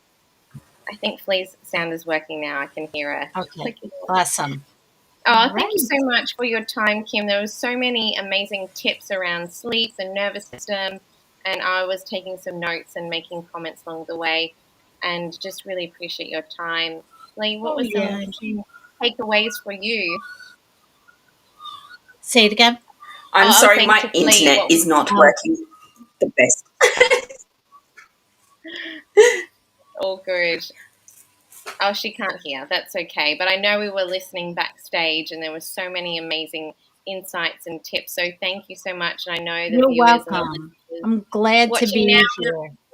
Yeah, beautiful. And I know the folks on the replay and watching live are just taking so much value from this. So thank you so much for your time, Yes. Kim. I'll see you soon. We'll have a short break. Thanks, everybody. Yep. Bye.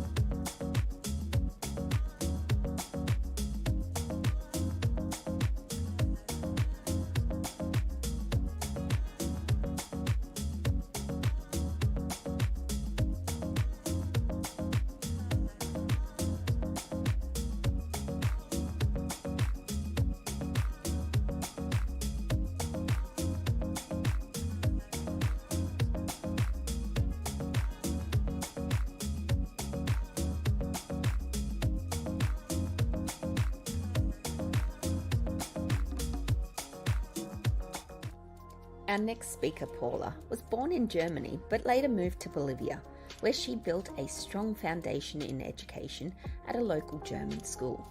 With a passion for teaching, she dedicated 12 years to the classroom, earning admiration for her innovative methods and a deep commitment to her students.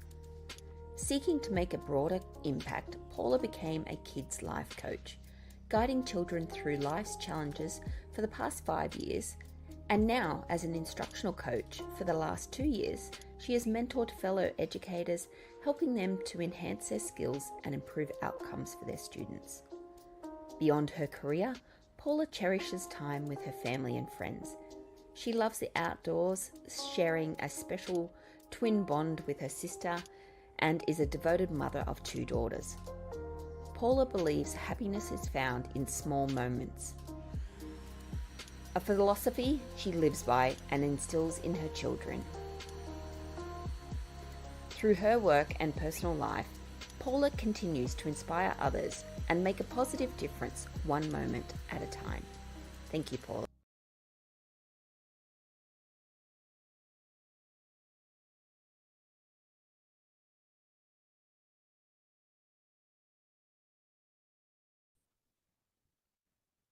Hi, my name is Paula Brañez and I'm a Kids Life Coach. Welcome to today's sessions. Today we are going to learn about how you can name and understand your emotions and use self-regulation strategies to navigate your emotions. You're also going to practice some self-regulation strategies that are going to help you be more in control of your reactions. Are you ready? All right. So our emotions are our body's way to tell us that something is going on. But let's be honest, sometimes even if you ask yourself, it is very hard to know what's going on, especially when you're a teen, when your emotions are all over the place some days, right? So I have a special guest today. Her name is Auri, and she is 12 years old. I invited her because she knows how it feels to feel 100,000 emotions in a day, right? So welcome, Auri. Many kids and many parents and teenagers are going to join us today. And together we're going to provide them with some strategies to help them learn about self-regulation. And we are also going to show them an experiment that is going to show them what is going to happen when you don't use those self-regulation techniques. Are you ready? Yeah. Hi everyone, my name is Audi, and believe me, I know how it feels. All right, Audi. So did you know that naming your emotions help you understand and manage and be more in control of them? Really? How? Okay, so we're gonna practice. I'm gonna show you a few questions, and so if you can think about the emotion that you're feeling right now. Don't tell me the name of the emotion yet, but tell me how strong does it feel in your body from a scale of 1 to 10. I'd say an 8. Okay, and then so pretty intense. So where do you feel that emotion in your body? I feel my heart pumping faster, and now that I notice it, I'm kind of holding my breath. Okay, yes, that makes sense. And why do you think you feel that way? I feel anxious, maybe a little nervous. Okay, and why do you think you feel that way? Because I'm nervous to be here. Okay, so you kind of already named the emotion, but if you have to use this emotion wheel, can you tell me again exactly how you are feeling? So, I feel nervous right here in the orangey yellow section. And I feel anxious right here. Yeah, Anxious. right there. Okay. All right. So Audi feels anxious and nervous for being here. Okay. And that, I mean, that makes sense, right? We're doing, and you know what? I feel that same way too. Okay.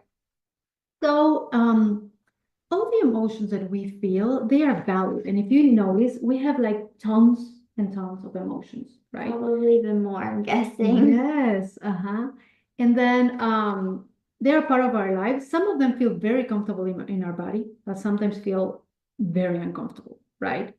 Especially those that make you feel your body in a certain way, like when your heart starts pumping really fast, or when you notice that you're holding your breath. Those don't feel good in our body, right?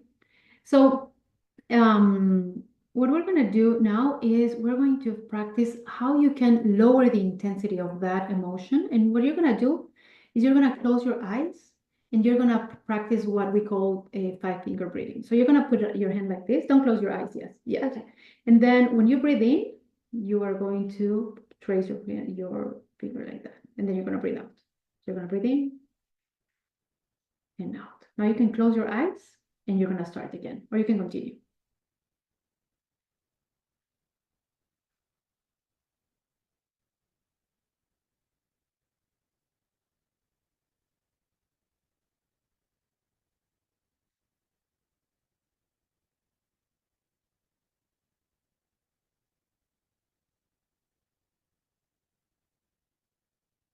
Okay, now rate your emotion again. A 3. A 3, okay, so it's less intense. I think I feel different. Can I use the wheel to name how I feel now? Sure. I feel more calm and optimistic. Oh, okay. Rid of those emotions. It does, right? Yeah. So that's self-regulation. So breathing, and that's a self-regulation strategy. So that's thank you for doing that. So when we feel those emotions, and when we don't do anything, our emotions take control. So emotions are like waves. So when we have a wave, then the wave goes up and then it goes down, right? So an emotion is like a wave because the emotion is going to be very intense. So it's going to be like a wave and then eventually it's going to go down. So when you use these self-regulation techniques, is you notice the emotion, you go up with the emotion, and then even if it's pretty intense, by noticing the emotion, by naming the emotion, and eventually it's going to go down. And you're going to be with the emotion, and you're going to be more in control. On the other hand, when you don't practice anything to calm yourself down, any self-regulation strategies, the emotion is going to go up. And then, but you're going to be down here. So when the emotion goes down, it is going to crush you. Okay. And then it doesn't feel good because when you're not in control of the emotion and the emotion crushes you, you are going to, if you're feeling angry, for example, you're going to yell, you're going to scream, you're going to say hurtful things. And maybe you're going to tell yourself hurtful things too. So that's why it's so important, because after you say those hurtful things, maybe you feel ashamed or you feel guilty. And then some people even feel like are violent when they are feeling those emotions. So they might, kick or punch somebody. So that's why it's so important to notice the emotion, name the emotion, rate the emotion, and then just practice some self-regulation activities. Okay? Yeah, I can see that. I can remember a few times when the emotions took control. I mean, it wasn't that bad, but definitely didn't feel good after saying a few things to my sister. But sometimes she gets on my nerves. A lot. I bet. Okay, I know. It's not easy, and it happens, right? So what we're gonna do now is I'm gonna show you how self-regulating can help you be more in control of your reactions. Okay. So we're gonna do this little experiment, and so what we're gonna do is I made like a list of things that could go wrong in Ari's day. Okay. And so we're going to have two scenarios. One is when she doesn't practice any self-regulation activities. So she's just letting her body self-regulate on its own automatically. And then we're going to do another experiment where we're going to show what it happens when she actually does use some sort of self-regulation activities. Okay. So can you please help me holding this so they can see? Okay, so this is going to be her inside world, okay? And then let's think about the situation. So this, she woke up and her alarm didn't go off, okay? So she panicked. She started getting ready and she started feeling like very, very anxious and nervous, and she was very stressed. She didn't ask for help. She was expecting everybody to understand what she was feeling, and she was annoyed, like with the presence of everybody and anybody. So she went to, she took the bus.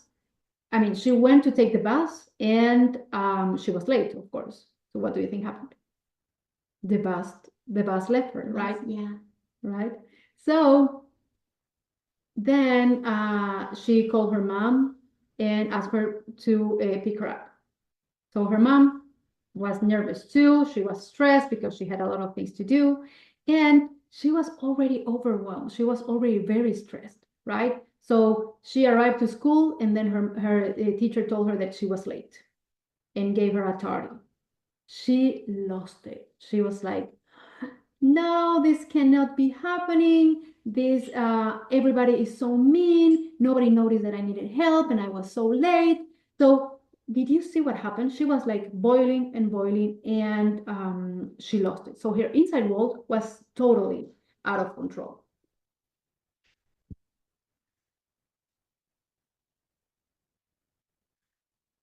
So how do you think that felt, like that situation? What do you mean?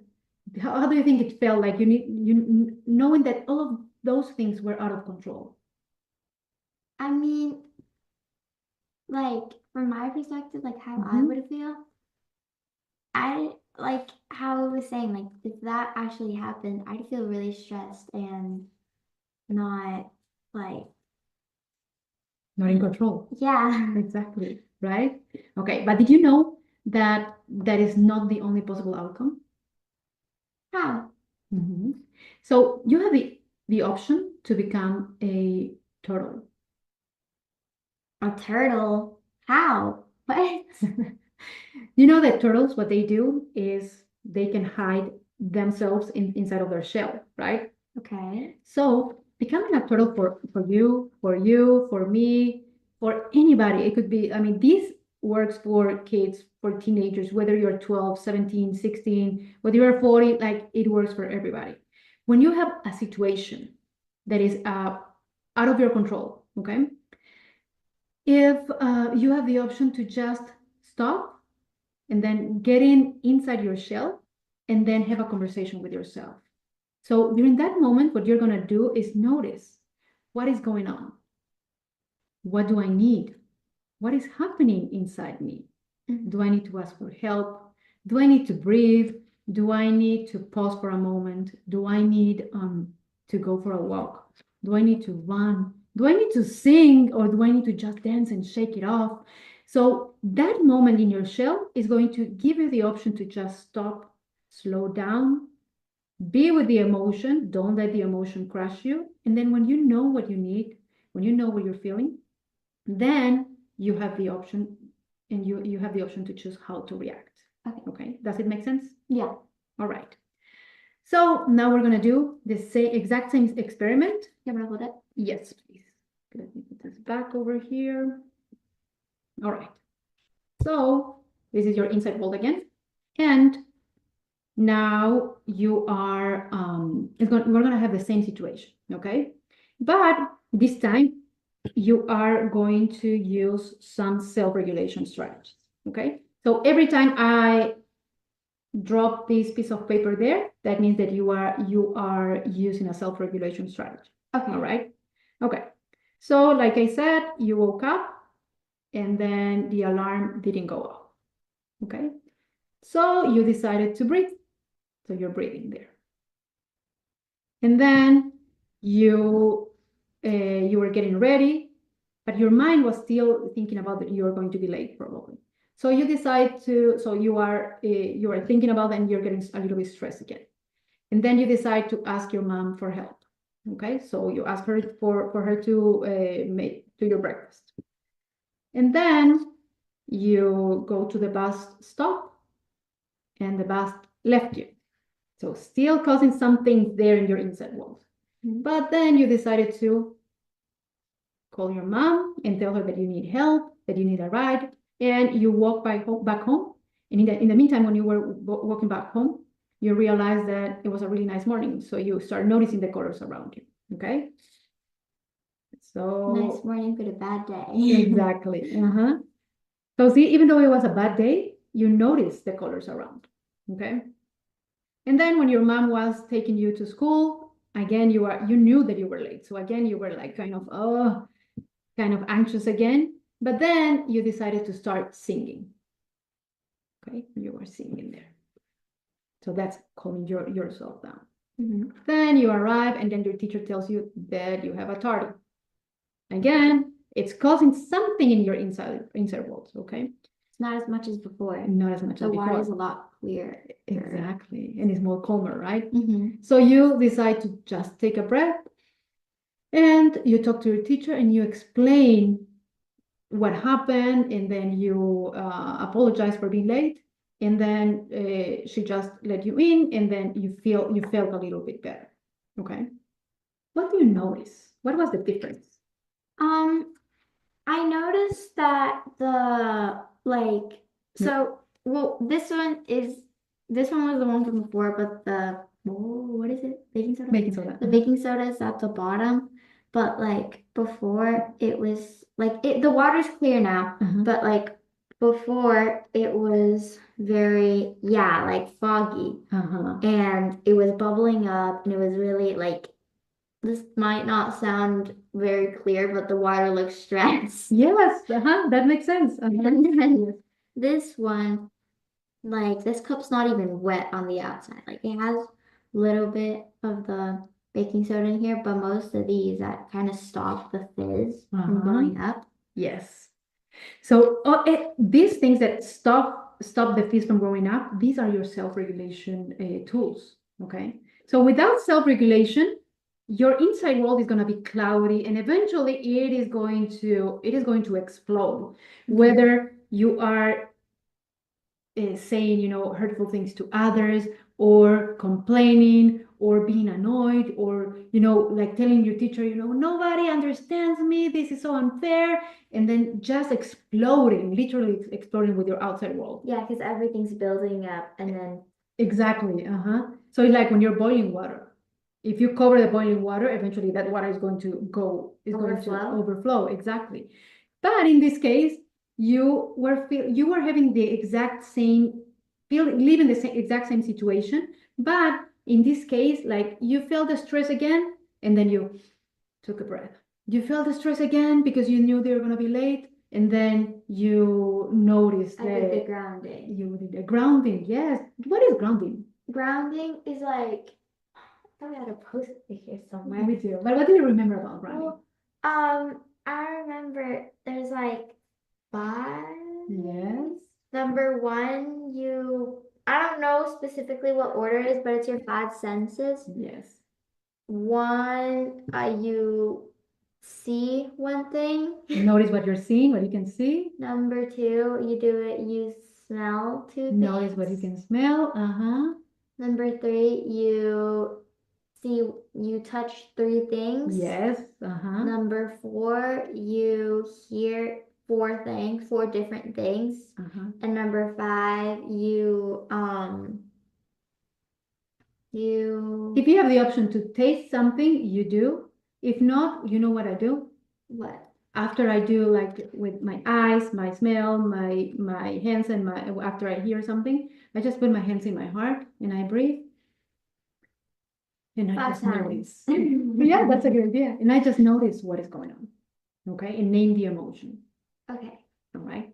All right. So I hope that with this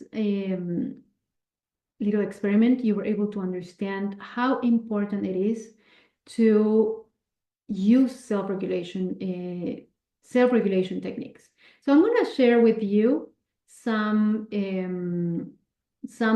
self-regulation examples, so you can understand, and you can take notes if you want to, and so you can see how you can use these self-regulation activities or strategies to help you be more in control of what you are feeling. All right. So I'm going to share my screen now. All right. So like I said, it is very important first that you notice the emotion. Okay. You're going to label it, and then you're going to do something about it. So you can, these are some options. So you can give yourself a timeout. So that means that you just count to 5. It's like, okay, I'm going to remove myself from this situation. I'm going to count to 5 to calm down. Take a break from the world. Exactly. I love it. Yes, you take a break from the world. Then you can do hand breathing like I already did before. Then you can just close your eyes and imagine you being in your favorite place. Something else that you can do is notice your body. Like, how is your body showing you that something is going on? Remember that Ori said that her heart was pumping really fast. She noticed that she was actually holding her breath. So your body is going to show you those emotions. Sometimes you're gonna feel like a hole in your body, or that you are like making fists with your hands, or that you are sweating, or that you feel hot. So all of those are ways of your body that is telling you that something is going on. So noticing them is going to help you, to just stop and do something about it. Then walking in nature, that's a really good strategy, because just connecting with nature is going to calm yourself down. Coloring is a really good idea too. So I'm going to show you another one. Okay. Doing yoga is very helpful too, to calm yourself down. And dancing, because those emotions, especially the ones that feel uncomfortable, they do have a lot of energy. So then that energy has to be to change somehow. So by dancing or by doing yoga, you are just changing the energy, and you're just riding with the wave, and then you're going to be with the emotions, going to lower it down. You can sing, you can do some meditation, and then positive self-talk. So those really help. So I'm going to give you a few moments to just think about what will work for you, and then you can do the same. So just pick two, Auri, and then tell me if you ever use those, or if you think those might be helpful. These are the slide before. From either here or from the slide before. I would do the positive self-talk, and I would do the give myself a timeout. Okay. Because for me, if I'm really stressed, like usually at school, if like sometimes math's hard. So then I like to give myself a break, leave it. Just for a little bit, I just like, I don't know. Like while I'm doing that, sometimes I just talk to myself and like do the positive self-talk. Oh. But or sometimes I'm just like frustrated, and then I just like stop, and I'm like sitting in my chair and thinking, and I'm like frustrated, and then thinking like, what happened? Like why is this so hard? And then I either ask for help with my friends, or like try to figure out another strategy. So you were practicing the turtle, even though you didn't notice, right? Yeah, I guess. Yes. So that's awesome. So that's using all of these self-regulation techniques. And so is there something that you think might work sometimes, but it probably doesn't work when other times? I mean, it depends where you are sometimes. Like, to be honest, I would do walking nature, like that'd be really good for me. Like I love nature, but like let's say it's raining, we can't go outside. Like it depends. Like coloring, you can do it anytime really. Like even at school, just a little smiley face. Like it's something easy. Yes, you're right. Well, thank you for being with us today. Thank you for sharing with them your experience, and to tell them what works for you too, and then what doesn't work for you too either, right? So do you want to tell them something before we finish? Well, thank you for having me here and helping me with all these emotions, because I don't know how them, but I know me, like I have a lot of emotions, and what I do, like I call it like the emotional roller coaster, because it's just a lot sometimes. It is, right? It But feels that way. yeah. So I hope that you can use some of these self-regulation strategies, and then because you don't want to overflow, right? All right. So thank you, everybody. Thank you for joining us, and please be in touch and use this self-regulation. If you are 5, 7, 12, 13, 15, 50, this helps for everybody. This is for everybody. Thank you, everybody. Thank you. Talk to you soon. Bye. Let me stop. Wait, let me stop sharing. It is. Okay.